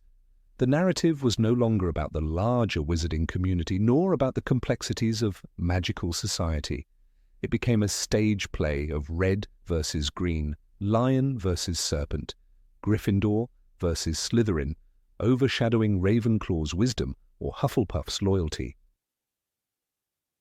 When battles erupted, the same pattern followed. The defense against the dark arts professors, each tied to Gryffindor's fate, brought their drama directly into the common room. Remus Lupin, a Gryffindor, shaped Harry's skills. Sirius Black, another Gryffindor, gave him family and grief in equal measure. Even Peter Pettigrew, though a traitor, had once walked under the Scarlet Banner. The war against Voldemort could have been told through countless other voices, auras, ministry officials, foreign wizards, but again the torchbearers came from Gryffindor. It is as if history refuses to move without their involvement. The Triwizard Tournament, meant to be an international celebration of magical unity, collapsed into another Gryffindor narrative. Harry's unwilling selection, Cedric Diggory's tragic death, and the return of Voldemort all centered around a Gryffindor's path. Cedric, a Hufflepuff, was reduced to a victim, a symbol of collateral damage in Harry's story. Fleur Delacour and Victor Crumb, representing Beauxbatons and Durmstrang, faded into side roles. The Triwizard Tournament could have been remembered as the stage where schools across Europe forged alliances or rivalries. Instead, it is remembered as yet another chapter in Gryffindor's eternal fight against Voldemort. Even prophecy itself bent toward Gryffindor. Sybil Trelawney's words, uttered in a haze, marked the birth of Harry Potter as the child with the power the Dark Lord knows not. The prophecy could have applied to Neville Longbottom, another child born at the end of July. Neville, also a Gryffindor, grew into a courageous leader, the one who would destroy Nagini in the Battle of Hogwarts. Yet what is striking is that both possible chosen ones were placed in the same house. Was it coincidence, or was Gryffindor always destined to cradle the Saviour? Other houses were excluded from the prophecy before the story even began. The ministry years under Cornelius Fudge showed how history bends to favour Gryffindor, even in politics. Dolores Umbridge, though not a Gryffindor, became the cruel overseer whose greatest opposition came not from the ministry's own ranks, nor from Slytherins who might have resisted her tyranny, but from Harry and his Gryffindor friends. Dumbledore's army was formed in the Room of Requirement, a diverse gathering of students. Yet the face of this rebellion was undeniably Gryffindor. Cho Chang, a Ravenclaw, joined, but was remembered for her tears. Zacharias Smith, a Hufflepuff, was dismissed as annoying. The heart and memory of the army remained Harry, Hermione, and Ron. The Battle of the Department of Mysteries continued the pattern. A group of Gryffindors, Harry, Ron, Hermione, Neville, Ginny, and Luna, charged into the heart of the Ministry. Though Luna represented Ravenclaw, she was cast as eccentric rather than central. The battle ended with the death of Sirius Black, a Gryffindor, at the hands of Bellatrix Lestrange, a Slytherin. Once again, history remembered the duel of lion and serpent, the grief of Harry Potter, and the courage of Gryffindor. The larger implications of what the prophecy meant, the mysteries of the department itself, all faded behind the house rivalry. In the Half-Blood Prince, the focus sharpened further. Dumbledore, the great wizard who orchestrated much of the fight against Voldemort, was himself a Gryffindor. His mentorship of Harry, their journey through the cave, and his death at the hands of Severus Snape all tied back into Gryffindor's lineage. Snape, a Slytherin, would later be redeemed in memory, but not until he had already served his role as betrayer and killer. Even redemption could not shift the narrative away from Gryffindor's sacrifice. Dumbledore's portrait watched over the school, his influence lingering, and again the House of Lions became the moral compass of the wizarding world. The climax of the saga, the Battle of Hogwarts, cemented this dominance. When Voldemort marched on the castle, all four houses fought, but the figureheads who shaped victory were Gryffindors. Neville stood before the Dark Lord, brandishing the sword of Gryffindor, and cut down Nagini, the last Horcrux. Harry stepped into the Forbidden Forest, embraced death, and returned to conquer Voldemort. Even Molly Weasley, another Gryffindor, delivered one of the battle's most memorable moments, facing Bellatrix with the fiery words, "Not my daughter, you bitch." The entire war, decades in the making, culminated in Gryffindor hands. What is lost in this focus is the richness of the other houses. Ravenclaw produced witches like Helena Ravenclaw, whose diadem became a Horcrux, and Luna Lovegood, whose wisdom often cut through confusion. Yet they are remembered only as supporters. Hufflepuff gave the world Cedric Diggory, a hero of fairness, and Nymphadora Tonks, an aura of rare loyalty. Yet their stories were overshadowed by Gryffindor martyrdom.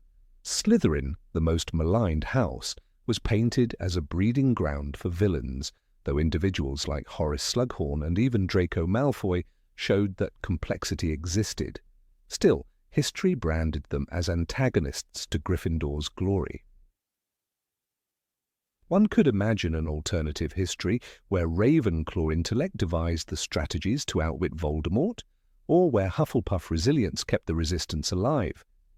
The international magical world, from Durmstrang to Ilvermorny, might have contributed tales of equal weight, but the saga as written tightens its lens till only Gryffindor remains in focus. Every other house is reduced to side characters in a grand narrative of courage, as though magic itself depends on lions alone. The reader is left to wonder whether this is the bias of the chronicler. The tale we know is told through the eyes of Harry Potter, a Gryffindor. Perhaps if the books had been written through the eyes of Cho Chang or Draco Malfoy or even Susan Bones, the history of the Second Wizarding War would look different. Yet the canon is set, and Gryffindor stands at its blazing center, their victories immortalized, their losses sanctified, their story mistaken for the story of all wizardkind. Number 22. Why is their symbol a lion? The lion roars from the crimson and gold banner of Gryffindor, a symbol instantly recognizable to every witch and wizard who ever walked the stone corridors of Hogwarts. At first glance, it seems like the perfect emblem of bravery and courage, yet when one lingers on this choice, questions emerge.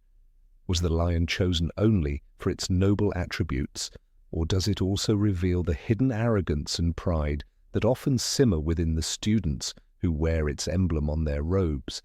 The lion does not simply represent valor, it carries with it centuries of associations with dominance, vanity, and the hunger to rule. In the Gryffindor common room, with its blazing fireplace and banners hanging proudly, one wonders if the choice of the lion was as flattering as it first appears.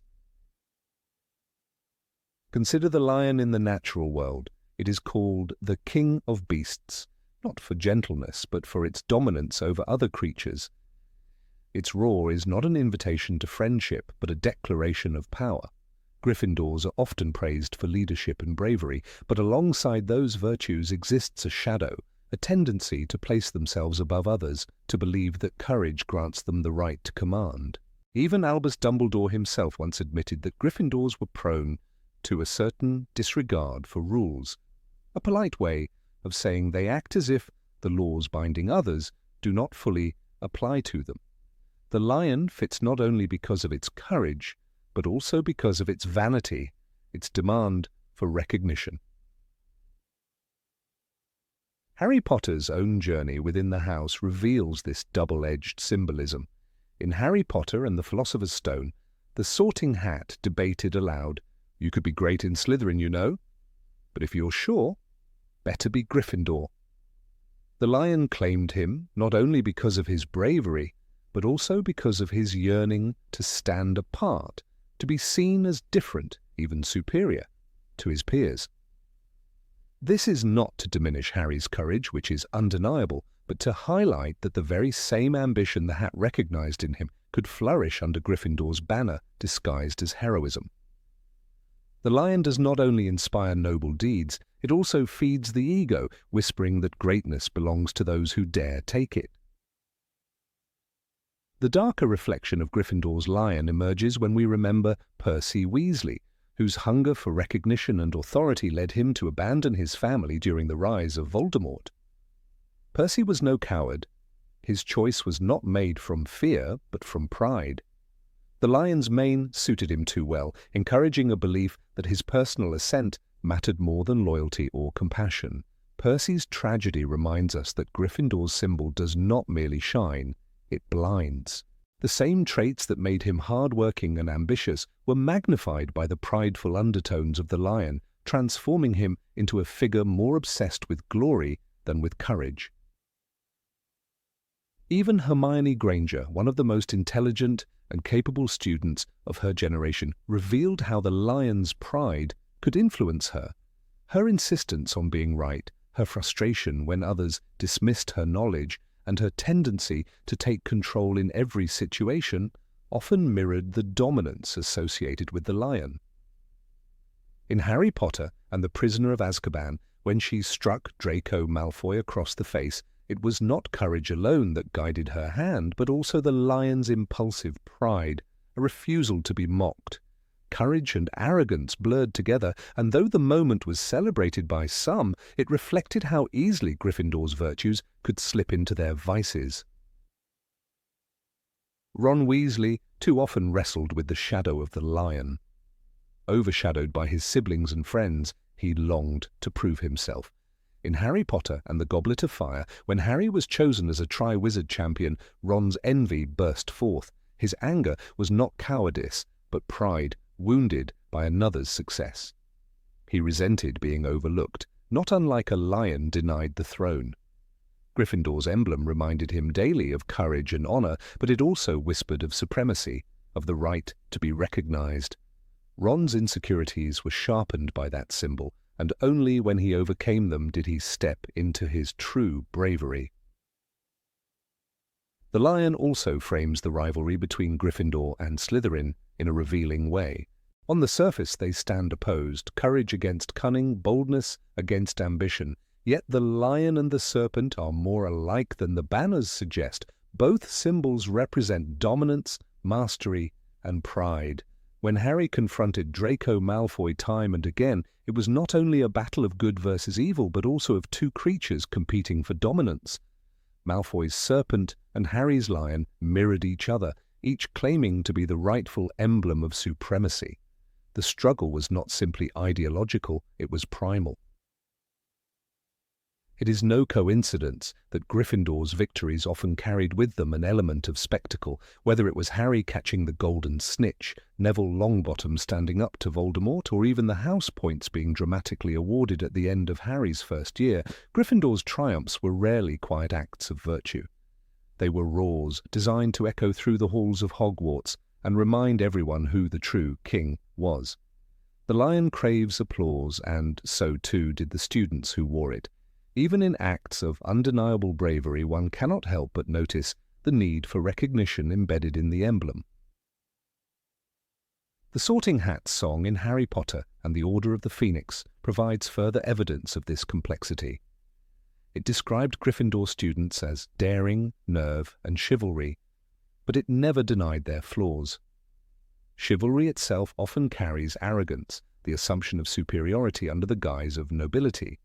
Knights of old were both protectors and oppressors, lion-hearted warriors who defended honor but also demanded obedience.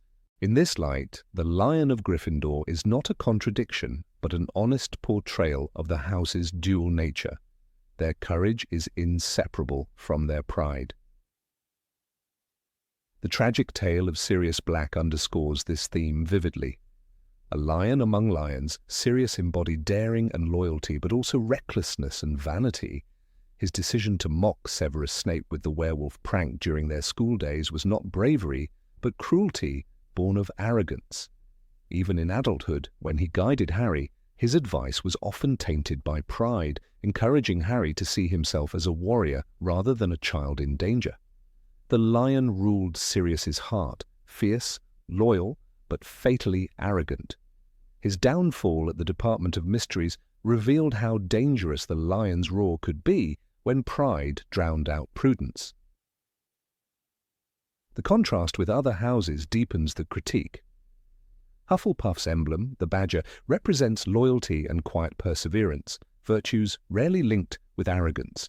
Ravenclaw's eagle embodies wisdom, soaring above the need for dominance.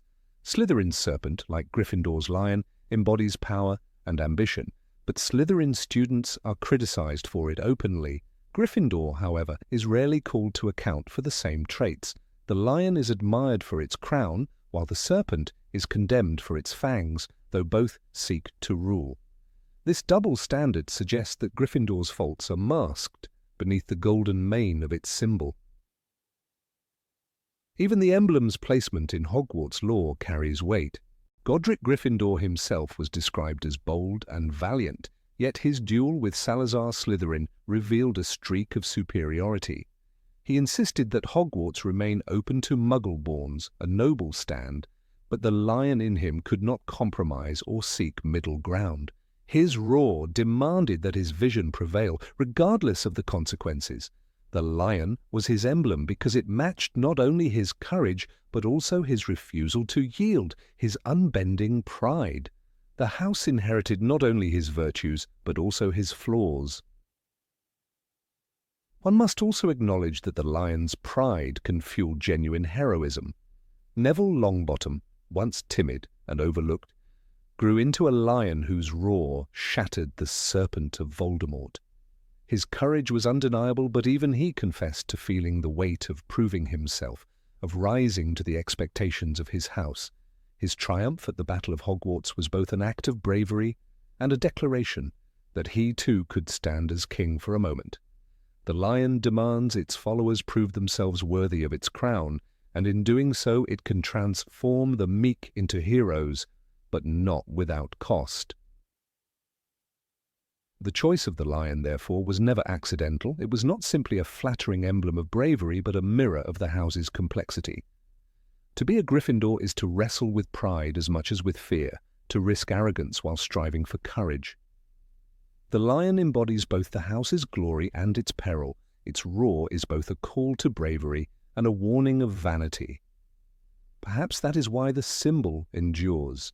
The lion, in all its majesty and flaws, tells the truth about Gryffindor better than any other creature could, that courage without humility can become dominance, and pride can roar just as loudly as valor. Number 23. Why do they always have their own heroes? The history of Hogwarts often reads like a chronicle where Gryffindor students are inevitably cast as the central heroes. Time and again, when legends are told within the castle walls or outside in the wizarding world, the spotlight falls on names tied to the red and gold banner. Harry Potter, the boy who lived, is, of course, the most famous. Before him, James Potter was remembered as a daring marauder who fought Voldemort, and Minerva McGonagall earned recognition as a formidable transfiguration professor and war hero. At the very top stands Albus Dumbledore, hailed as the greatest wizard of his age. These figures appear almost mythological, and yet they all come from one single house. The question lingers like a shadow in the Great Hall. Why does Gryffindor so often dominate the story of Hogwarts while the other houses stand silent in the background? The narrative of Gryffindor's superiority is not accidental. The books themselves, written from Harry's perspective, highlight this imbalance. Gryffindor bravery is constantly contrasted with Slytherin cunning, and the results of their rivalry tilt heavily in favor of Gryffindor. Harry, Ron, and Hermione become the champions of good, while Draco Malfoy is painted as their foil. Even the House Cup competitions seem rigged by fate, most memorably when Dumbledore awarded last-minute points in Harry's first year, declaring, "It takes a great deal of bravery to stand up to our enemies, but just as much to stand up to our friends." Neville Longbottom's 10 points, granted at the final feast, tipped Gryffindor into victory. The symbolic weight of that moment cemented the notion that Gryffindor alone carried the moral compass of Hogwarts. It is easy to forget that the other houses have their champions too. Rowena Ravenclaw's legacy produced witches like Luna Lovegood, whose peculiar wisdom and sharp intuition proved invaluable in the fight against Voldemort. Yet Luna was often dismissed as Loony Lovegood by her peers. Her insights, like identifying the diadem of Ravenclaw as a Horcrux, were pivotal, but history barely celebrates her for it. Instead, her actions are folded into Harry's heroism. Similarly, Helga Hufflepuff's values of loyalty and fairness are embodied in Cedric Diggory, who showed courage, equal to Harry's in the Triwizard Tournament. Cedric's death, though tragic and noble, was overshadowed by Harry's survival and the dark return of Voldemort. Even in death, Cedric became a side note to Gryffindor glory. The dominance of Gryffindor in the story raises the suspicion of bias, almost as if the house has a built-in public relations machine. Dumbledore, who presided over Hogwarts for decades, was himself a Gryffindor. His natural inclination to elevate his house might explain why Gryffindor often enjoyed narrative privileges. When one considers that McGonagall, head of Gryffindor House, was also among the most respected professors, it becomes clear that Gryffindor had authority figures positioned to protect and promote its reputation. Meanwhile, professors like Phileas Flitwick, a Ravenclaw and a dueling champion of extraordinary skill, received far less attention despite leading the defense of the castle during the Battle of Hogwarts. The legend of James Potter serves as another telling example. James was remembered as brave, loyal, and selfless, a perfect Gryffindor hero. Yet the truth revealed in the Pensieve showed him as arrogant and cruel during his school years, particularly in his bullying of Severus Snape. Sirius Black, another Gryffindor, excused this behavior as just a bit of fun, reinforcing the house's narrative of excusable arrogance if it is wrapped in courage. Slytherins like Snape, however, were judged far more harshly. Despite his monumental sacrifice and role in defeating Voldemort, Snape's legacy remains tainted by his affiliation with the wrong house. Gryffindors had their sins forgiven, while Slytherins bore theirs like permanent scars. One cannot overlook the manipulation of perception during the Triwizard Tournament. When Harry's name emerged from the Goblet of Fire, his Gryffindor status alone was enough to rally half the school behind him. Cedric Diggory, a Hufflepuff, had earned his place legitimately, yet Harry's reluctant participation overshadowed Cedric's achievement. The crowd cheered louder for the boy who lived, even when Cedric proved himself noble, fair, and brave. Dumbledore himself acknowledged Cedric's greatness after his death, saying, "Remember, Cedric Diggory, remember, if the time should come when you have to make a choice, remember what happened to a boy who was good and brave because he strayed across the path of Lord Voldemort. Yet, Cedric is not celebrated as a Hufflepuff hero. He is remembered only as a tragic victim alongside Harry's story. The House Cup system also feeds into Gryffindor's narrative. Points for bravery, loyalty, and courage often translate directly into Gryffindor victories. In contrast, Ravenclaw's qualities of wit and wisdom are rarely rewarded in dramatic public ways. When Hermione answered questions correctly, her intelligence was acknowledged, but it was her bravery that was most celebrated. Slytherin cunning and ambition, qualities that could easily be admirable, were vilified because they were associated with Voldemort. Hufflepuff's fairness and hard work were treated as admirable but ordinary, thus the traits that earned public glory in Hogwarts were tilted in Gryffindor's favour from the start. Consider the Battle of Hogwarts itself. The resistance was a collective effort involving students from every house. Ernie Macmillan of Hufflepuff, Cho Chang of Ravenclaw, and countless unnamed students fought alongside Gryffindors. Yet when the dust settled, the songs and stories celebrated Harry, Neville, and other Gryffindors as the faces of victory. Even Neville's triumph in slaying Nagini was framed as an extension of Gryffindor valor, rather than as the individual triumph of a boy who had been doubted for years. In contrast, the heroism of other students blurred into anonymity.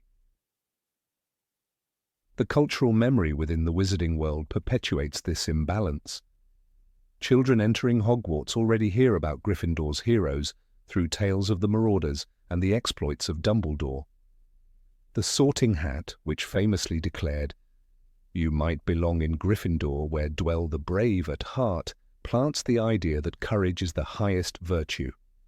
By comparison, the verses for Hufflepuff and Ravenclaw, though equally noble, sound quieter, less dramatic, and less celebrated. Thus, from the moment students arrive, the Gryffindor myth begins to shape their perception of what it means to be great. One might argue that Harry's perspective naturally skews the story. As a Gryffindor, his friendships, alliances, and enemies were framed through the lens of his house. But even when considering events objectively, the imbalance remains. Why is Flitwick not celebrated for dueling skill equal to that of the greatest aurors? Why is Pomona Sprout not remembered for leading her Hufflepuffs into battle with equal courage? Why are these figures reduced to supporting roles while Gryffindors dominate the narrative? The answer seems to rest in how history chooses its heroes and whose stories are most convenient to retell. The Gryffindor narrative is also entwined with the moral framework of the books. Gryffindor's traits align neatly with virtues readers are meant to admire: bravery, loyalty, and self-sacrifice. Slytherin traits, such as ambition and cunning, carry moral ambiguity, making them easier to vilify. Ravenclaw wisdom often veers toward eccentricity, making its members seem less relatable. Hufflepuff loyalty, while admirable, is less dramatic than grand acts of heroism. In the end, Gryffindor qualities fit neatly into the archetype of a hero, while others require more nuance to appreciate. Even the portraits and ghosts reinforce this bias. Nearly headless Nick is remembered fondly, his stories often humorous, while the Bloody Baron remains a grim and unsettling figure. The Grey Lady, a Ravenclaw ghost, carried profound tragedy in her story, tied directly to one of Voldemort's Horcruxes. Yet her role was reduced to a footnote in Harry's journey. The ghosts of other houses carried histories as rich as Gryffindor's, but they rarely received the same attention or emotional weight in the storytelling. The uncomfortable truth for Hogwarts is that it has always been easier to frame its history around Gryffindor. Heroes are more marketable when they wear scarlet and gold. Their victories translate into stories that inspire, while the quieter triumphs of other houses fade into background noise. If Hogwarts had been told through the eyes of a Hufflepuff or Ravenclaw, perhaps Cedric or Luna would have stood at the center of the myth. But history belongs to the victors, and in Hogwarts, Gryffindor has always been the house most willing to write the narrative of victory. This pattern leaves the question open for every reader and every future student. Is Gryffindor truly the House of Heroes, or has it simply been granted the loudest voice? The examples from Hogwarts' past suggest that bravery is not exclusive to one house, but the spotlight often is. The other houses may never have had a PR office, but their contributions remain undeniable. Luna's insight, Cedric's courage, Flitwick's mastery, and Sprout's loyalty prove that Hogwarts was defended and shaped by more than Gryffindor alone. Yet the myth of Gryffindor endures, carried in songs, celebrated in the House Cup, and immortalized in the story of the boy who lived. Number 24. Why do they always get the most cinematic victories? Of all the houses at Hogwarts, Gryffindor stands out not only in courage, but in the way its victories are remembered. They are never quiet or understated. Every triumph is written in the language of spectacle, designed to be remembered as a legend rather than a mere accomplishment. When Harry Potter catches the golden snitch in his very first Quidditch match, he does so by nearly swallowing it.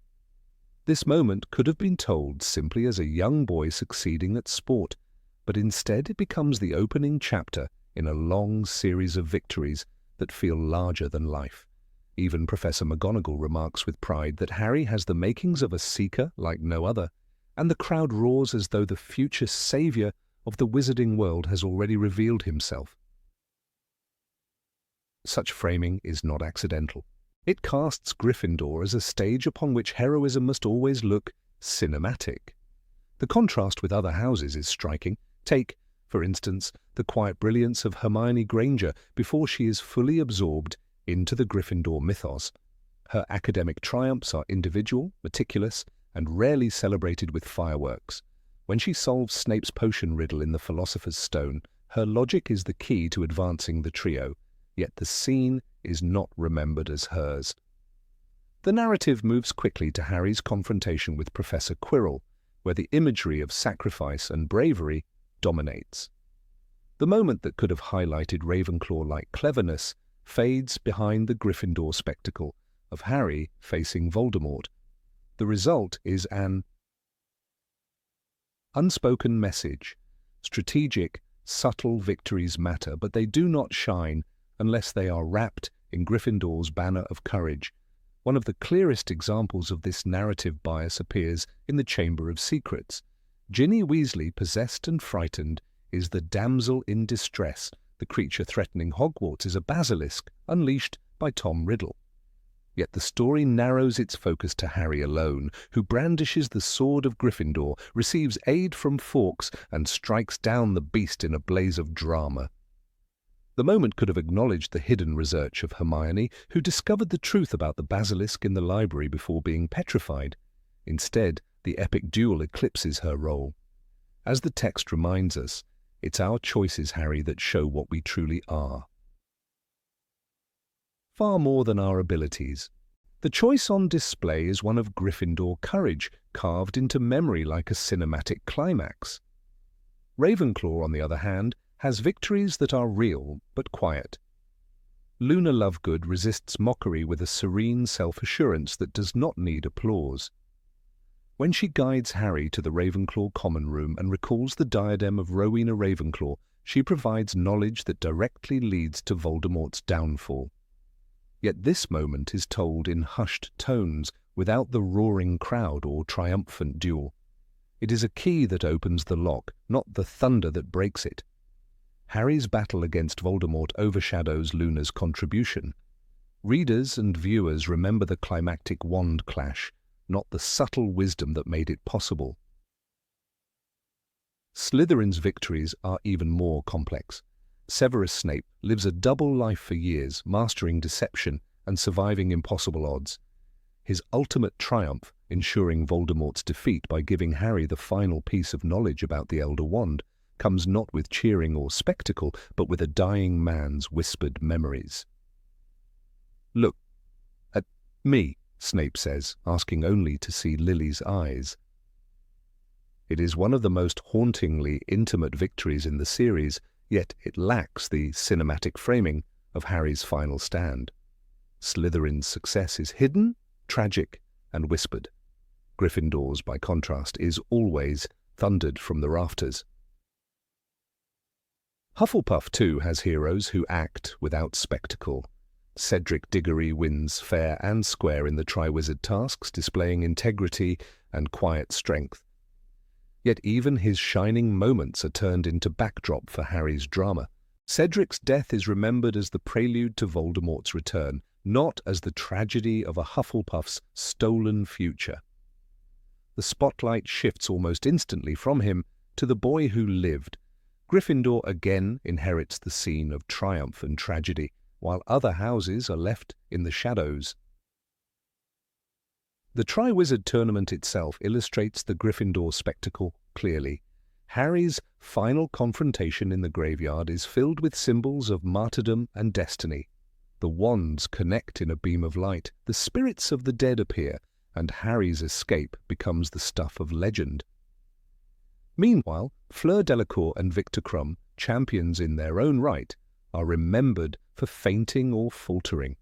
The narrative does not grant them climaxes of equal weight. Gryffindor's victory is crafted as the defining cinematic moment. Even Dumbledore acknowledges this spectacle. In the awarding of the House Cup at the end of Harry's first year, he orchestrates the scene like a director. Gryffindor trails in points, Slytherin poised to win. Yet one by one he announces late points for Harry, Hermione, Ron, and finally, Neville. It takes a great deal of bravery to stand up to our enemies, but just as much to stand up to our friends, Dumbledore says, his voice carrying across the hall. The dramatic pause, the slow accumulation of points, and the final reversal create a theatrical climax. The hall erupts in cheers as Gryffindor claims the cup. Victory here is not only real, It is staged for maximum emotional impact. Why does the story linger so insistently on Gryffindor's epic framing? Part of the answer lies in narrative perspective. The books are told largely through Harry's eyes, and Harry embodies Gryffindor's values. What he sees, the reader sees. What he deems heroic, the reader applauds. This perspective shapes the rhythm of triumph. When Harry faces Voldemort in the Forbidden Forest, prepared to die, the scene swells with pathos. "I am about to die," Harry thinks, and the forest itself seems to hold its breath. Yet if one looked at the same war from Snape's perspective, the quiet years of sacrifice might seem far more heroic, albeit less cinematic. The imbalance is also a reflection of Hogwarts' own culture. The school cheers Gryffindor victories because it has been taught to. House loyalty aside, the mythology of Godric Gryffindor himself, sword, lion, bravery, fits into a pageant-like tradition. The other founders represent wisdom, cunning, and loyalty, values less suited to spectacle. Bravery lends itself to stories told aloud, to climaxes played out like theatre. Hogwarts became a stage, and Gryffindor the natural actor. Consider the Battle of Hogwarts. The final confrontation is the most theatrical sequence in the series. Harry steps into the open courtyard, surrounded by onlookers as Voldemort proclaims his imminent death.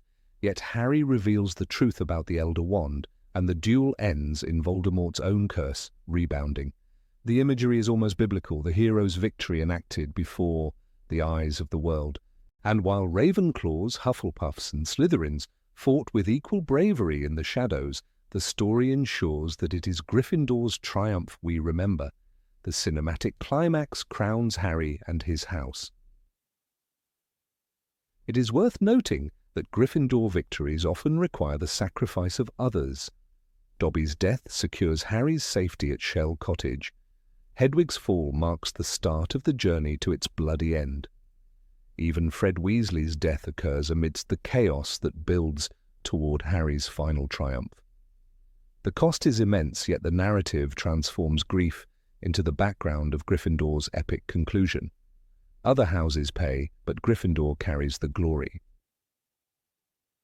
The cinematic quality of Gryffindor victories raises uncomfortable questions about fairness and recognition. Is bravery truly greater than cunning, loyalty, or wisdom?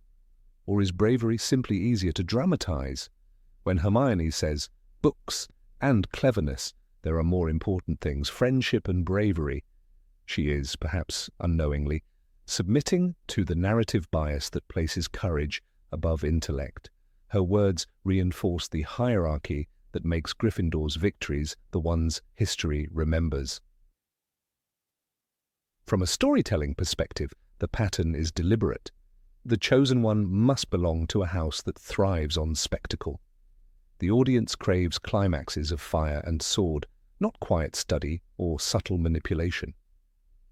Gryffindor offers the necessary theatre, yet the question lingers, does this mean Gryffindor was written not as a house among equals, but as the house of protagonists, destined always to triumph with cinematic flair, while the others support quietly from the wings? In the end, the pattern cannot be ignored.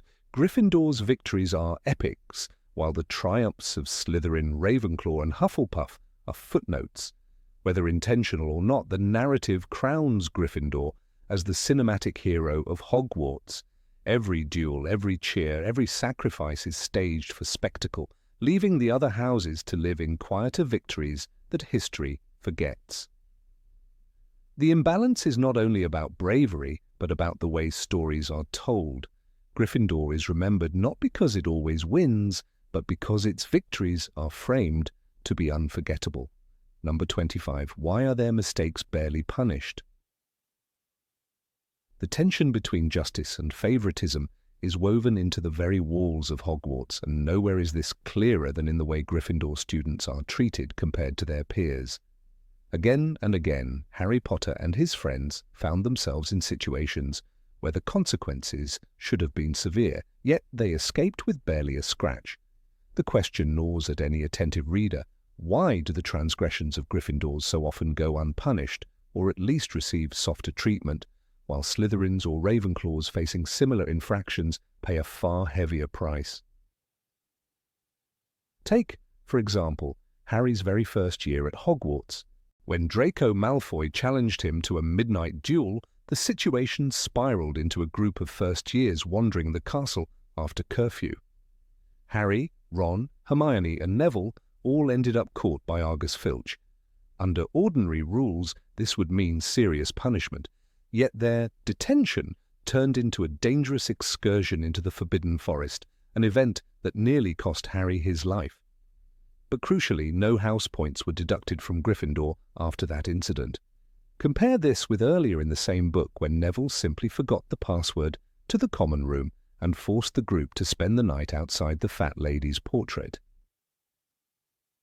He was immediately ridiculed and scolded, even though his crime was far less reckless than sneaking through the castle at midnight.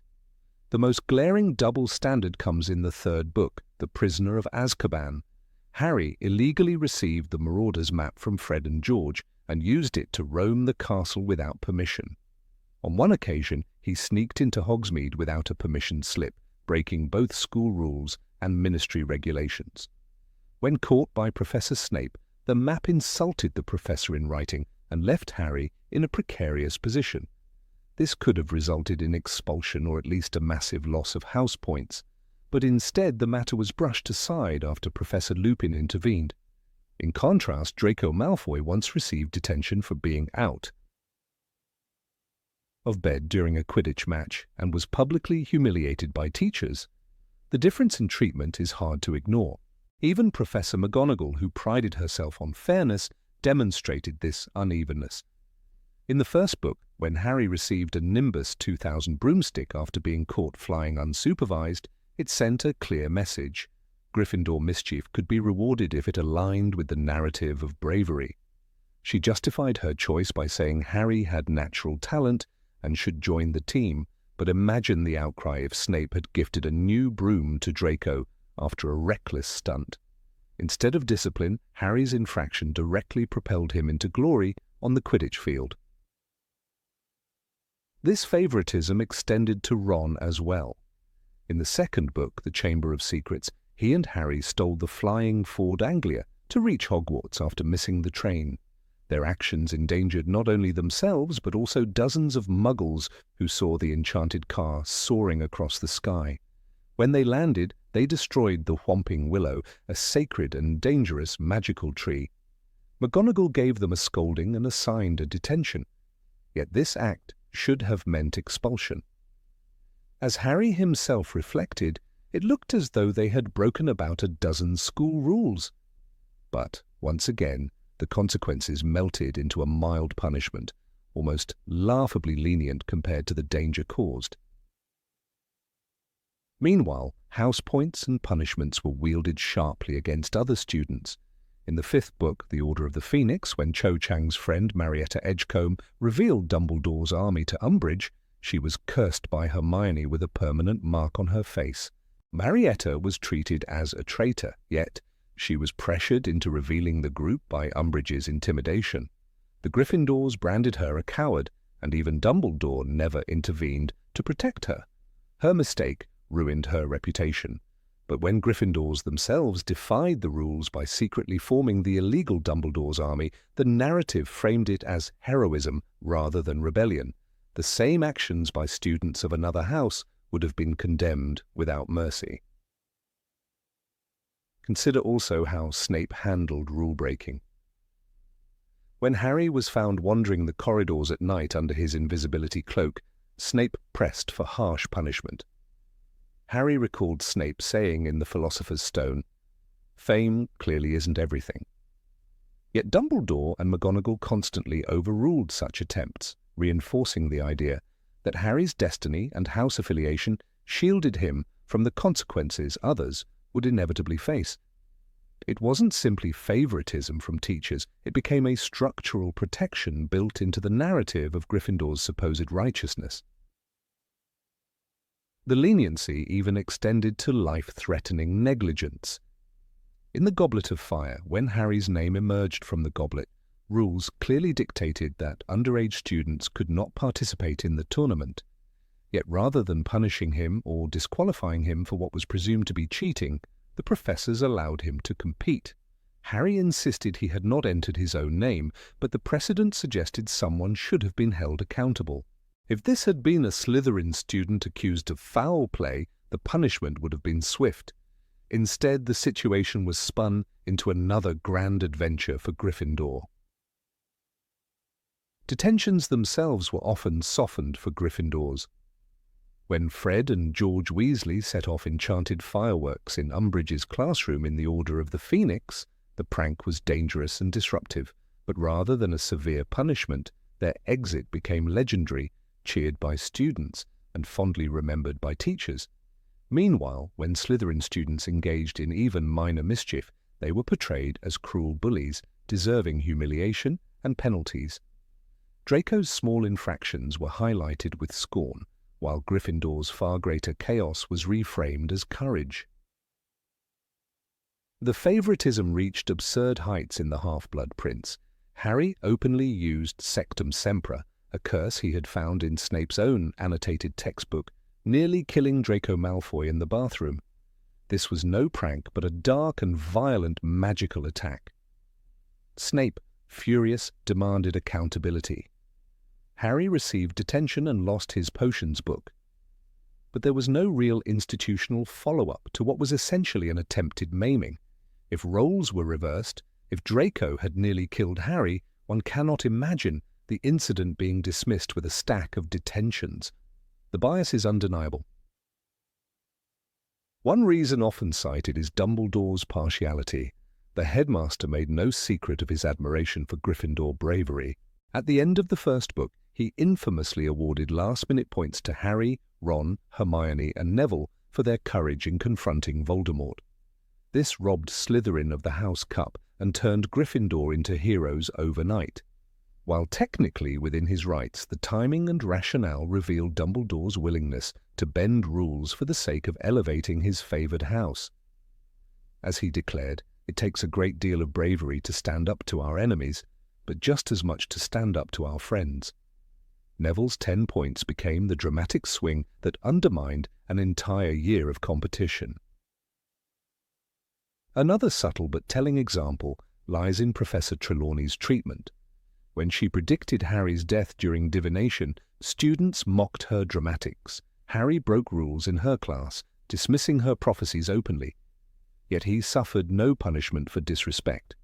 Contrast this with the way Ravenclaw students who doubted her methods were scolded for lacking imagination. Harry's defiance was excused while others were accused of failing to grasp the inner eye.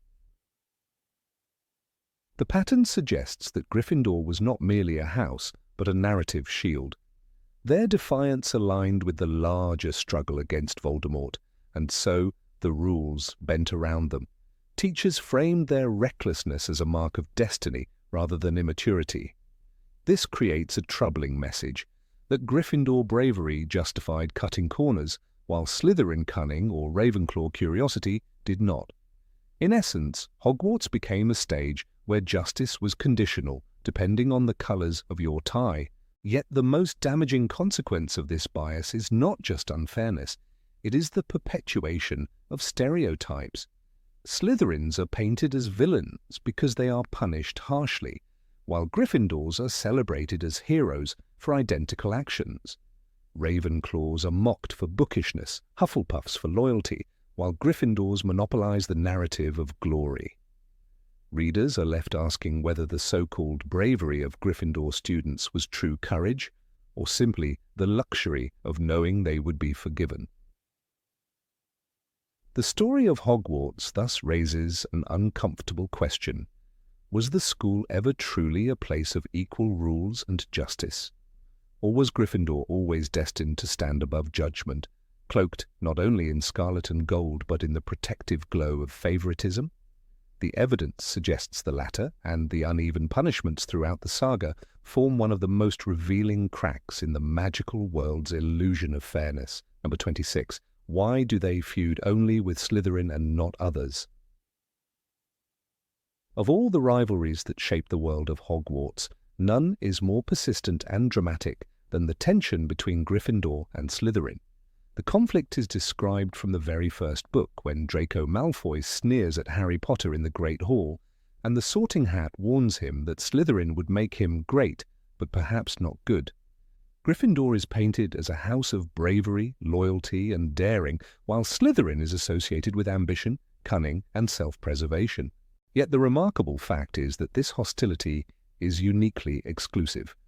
Gryffindor students never seem to have a prolonged quarrel with Ravenclaw or Hufflepuff. Their feud is fixated on Slytherin alone, creating a sharp dichotomy of heroes and villains. This imbalance raises an uncomfortable question.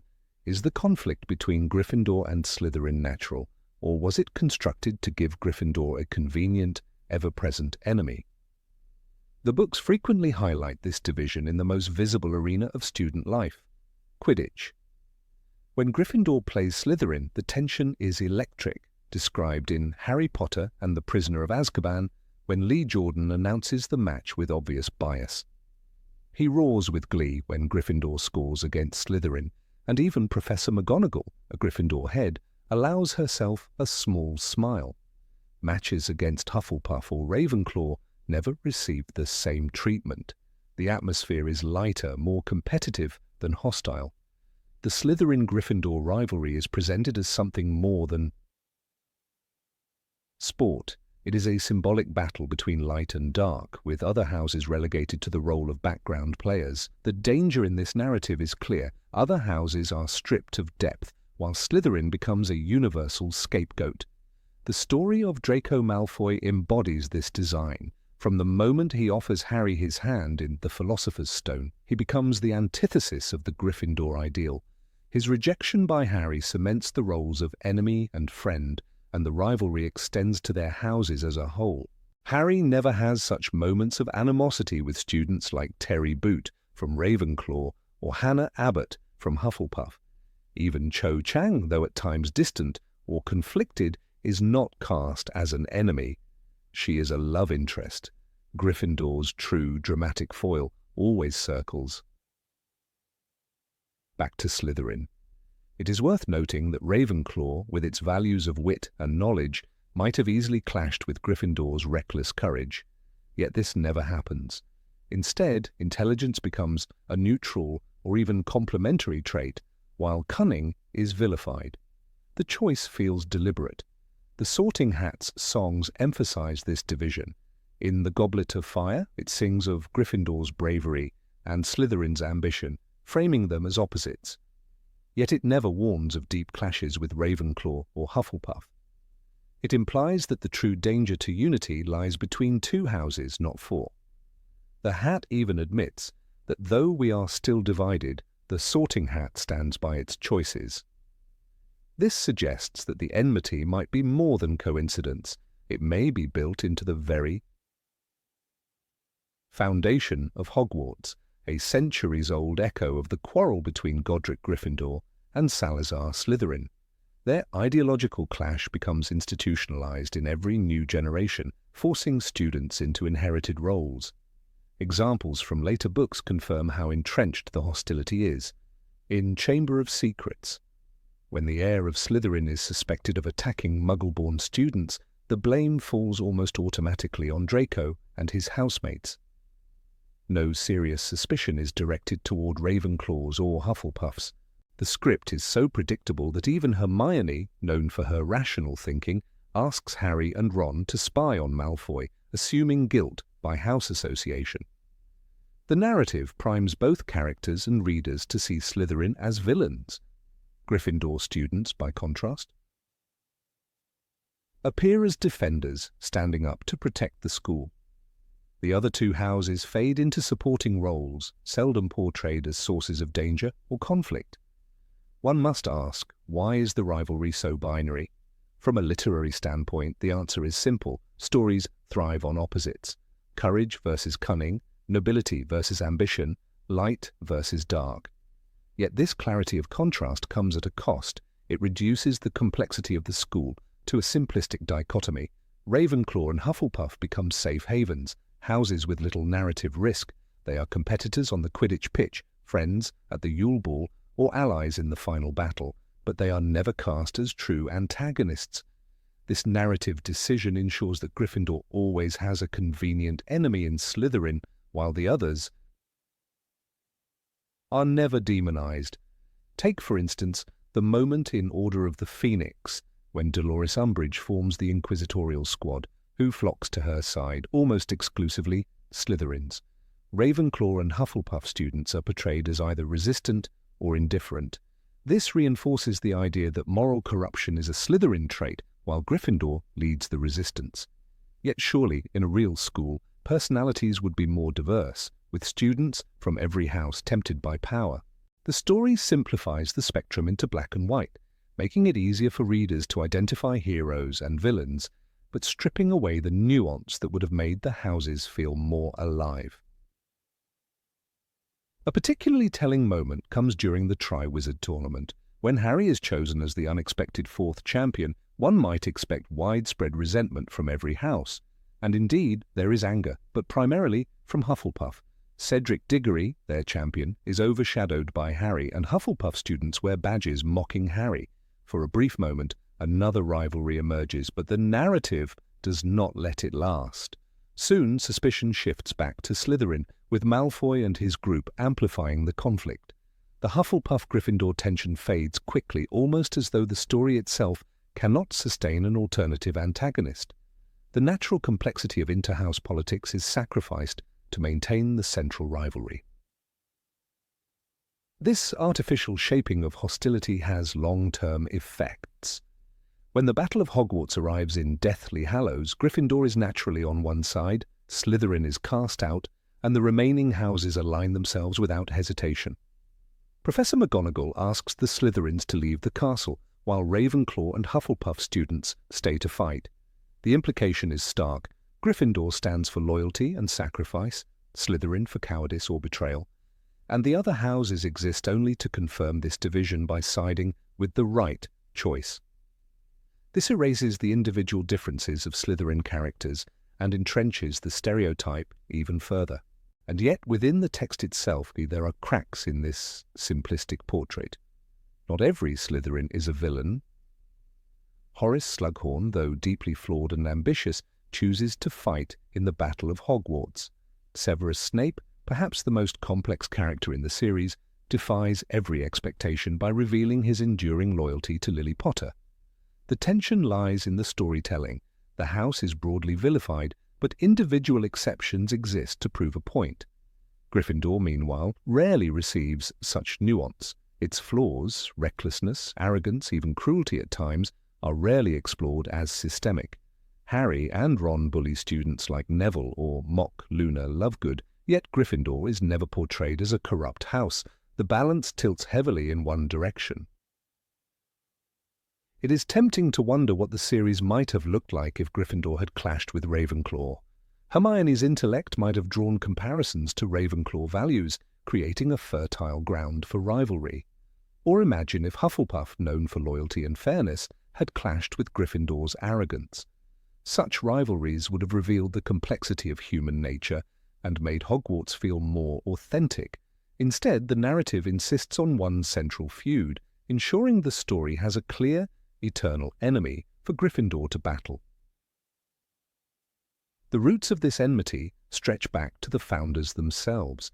Godric Gryffindor and Salazar Slytherin quarrelled over the future of the school, particularly regarding the admission of Muggle-born students. Their ideological clash became a legend, embedding itself into the very stones of Hogwarts. Yet centuries later, one must ask, why does this ancient feud still dictate the lives of children? Perhaps because the narrative requires it. The Gryffindor-Slytherin conflict is less about natural student rivalries and more about perpetuating a myth, one that simplifies the world into clear sides of good and evil. Harry himself embodies this myth. He is given the choice to enter Slytherin, and the Sorting Hat warns him that it could be his path to greatness. His refusal cements the division. He becomes the chosen Gryffindor, the eternal opponent of Slytherin. This moment is less about free will than about story necessity. Harry must belong to Gryffindor so that his battles with Voldemort, another Slytherin, will echo the Founders' feud. Every encounter with Malfoy, every Quidditch match, every suspicion of treachery circles back to this choice. The other houses, again, vanish into narrative silence. One of the most haunting lines comes in The Half-Blood Prince, when Dumbledore tells Harry, "It is our choices, Harry, that show what we truly are, far more than our abilities." Yet, the story does not fully honor this message when it comes to houses. The characters' choices are often overshadowed by their sorting. Gryffindors are brave, Slytherins are treacherous, and the narrative rarely allows individuals to break these molds. This creates a self-fulfilling prophecy. Students behave as they are expected, and the feud continues without end. The uncomfortable truth is that the Gryffindor-Slytherin rivalry is less a natural development of student life and more an artificial construction. It provides the books with drama, clarity, and a constant opposition, but it limits the richness of the Hogwarts world. By narrowing conflict to one dichotomy, it flattens the potential for deeper storytelling. Ravenclaw and Hufflepuff are denied complexity, and Slytherin is burdened with villainy. The result is a world where Gryffindor always has a convenient enemy, but the audience is left to wonder what might have been had the houses been allowed to interact in more authentic, messy, and human ways.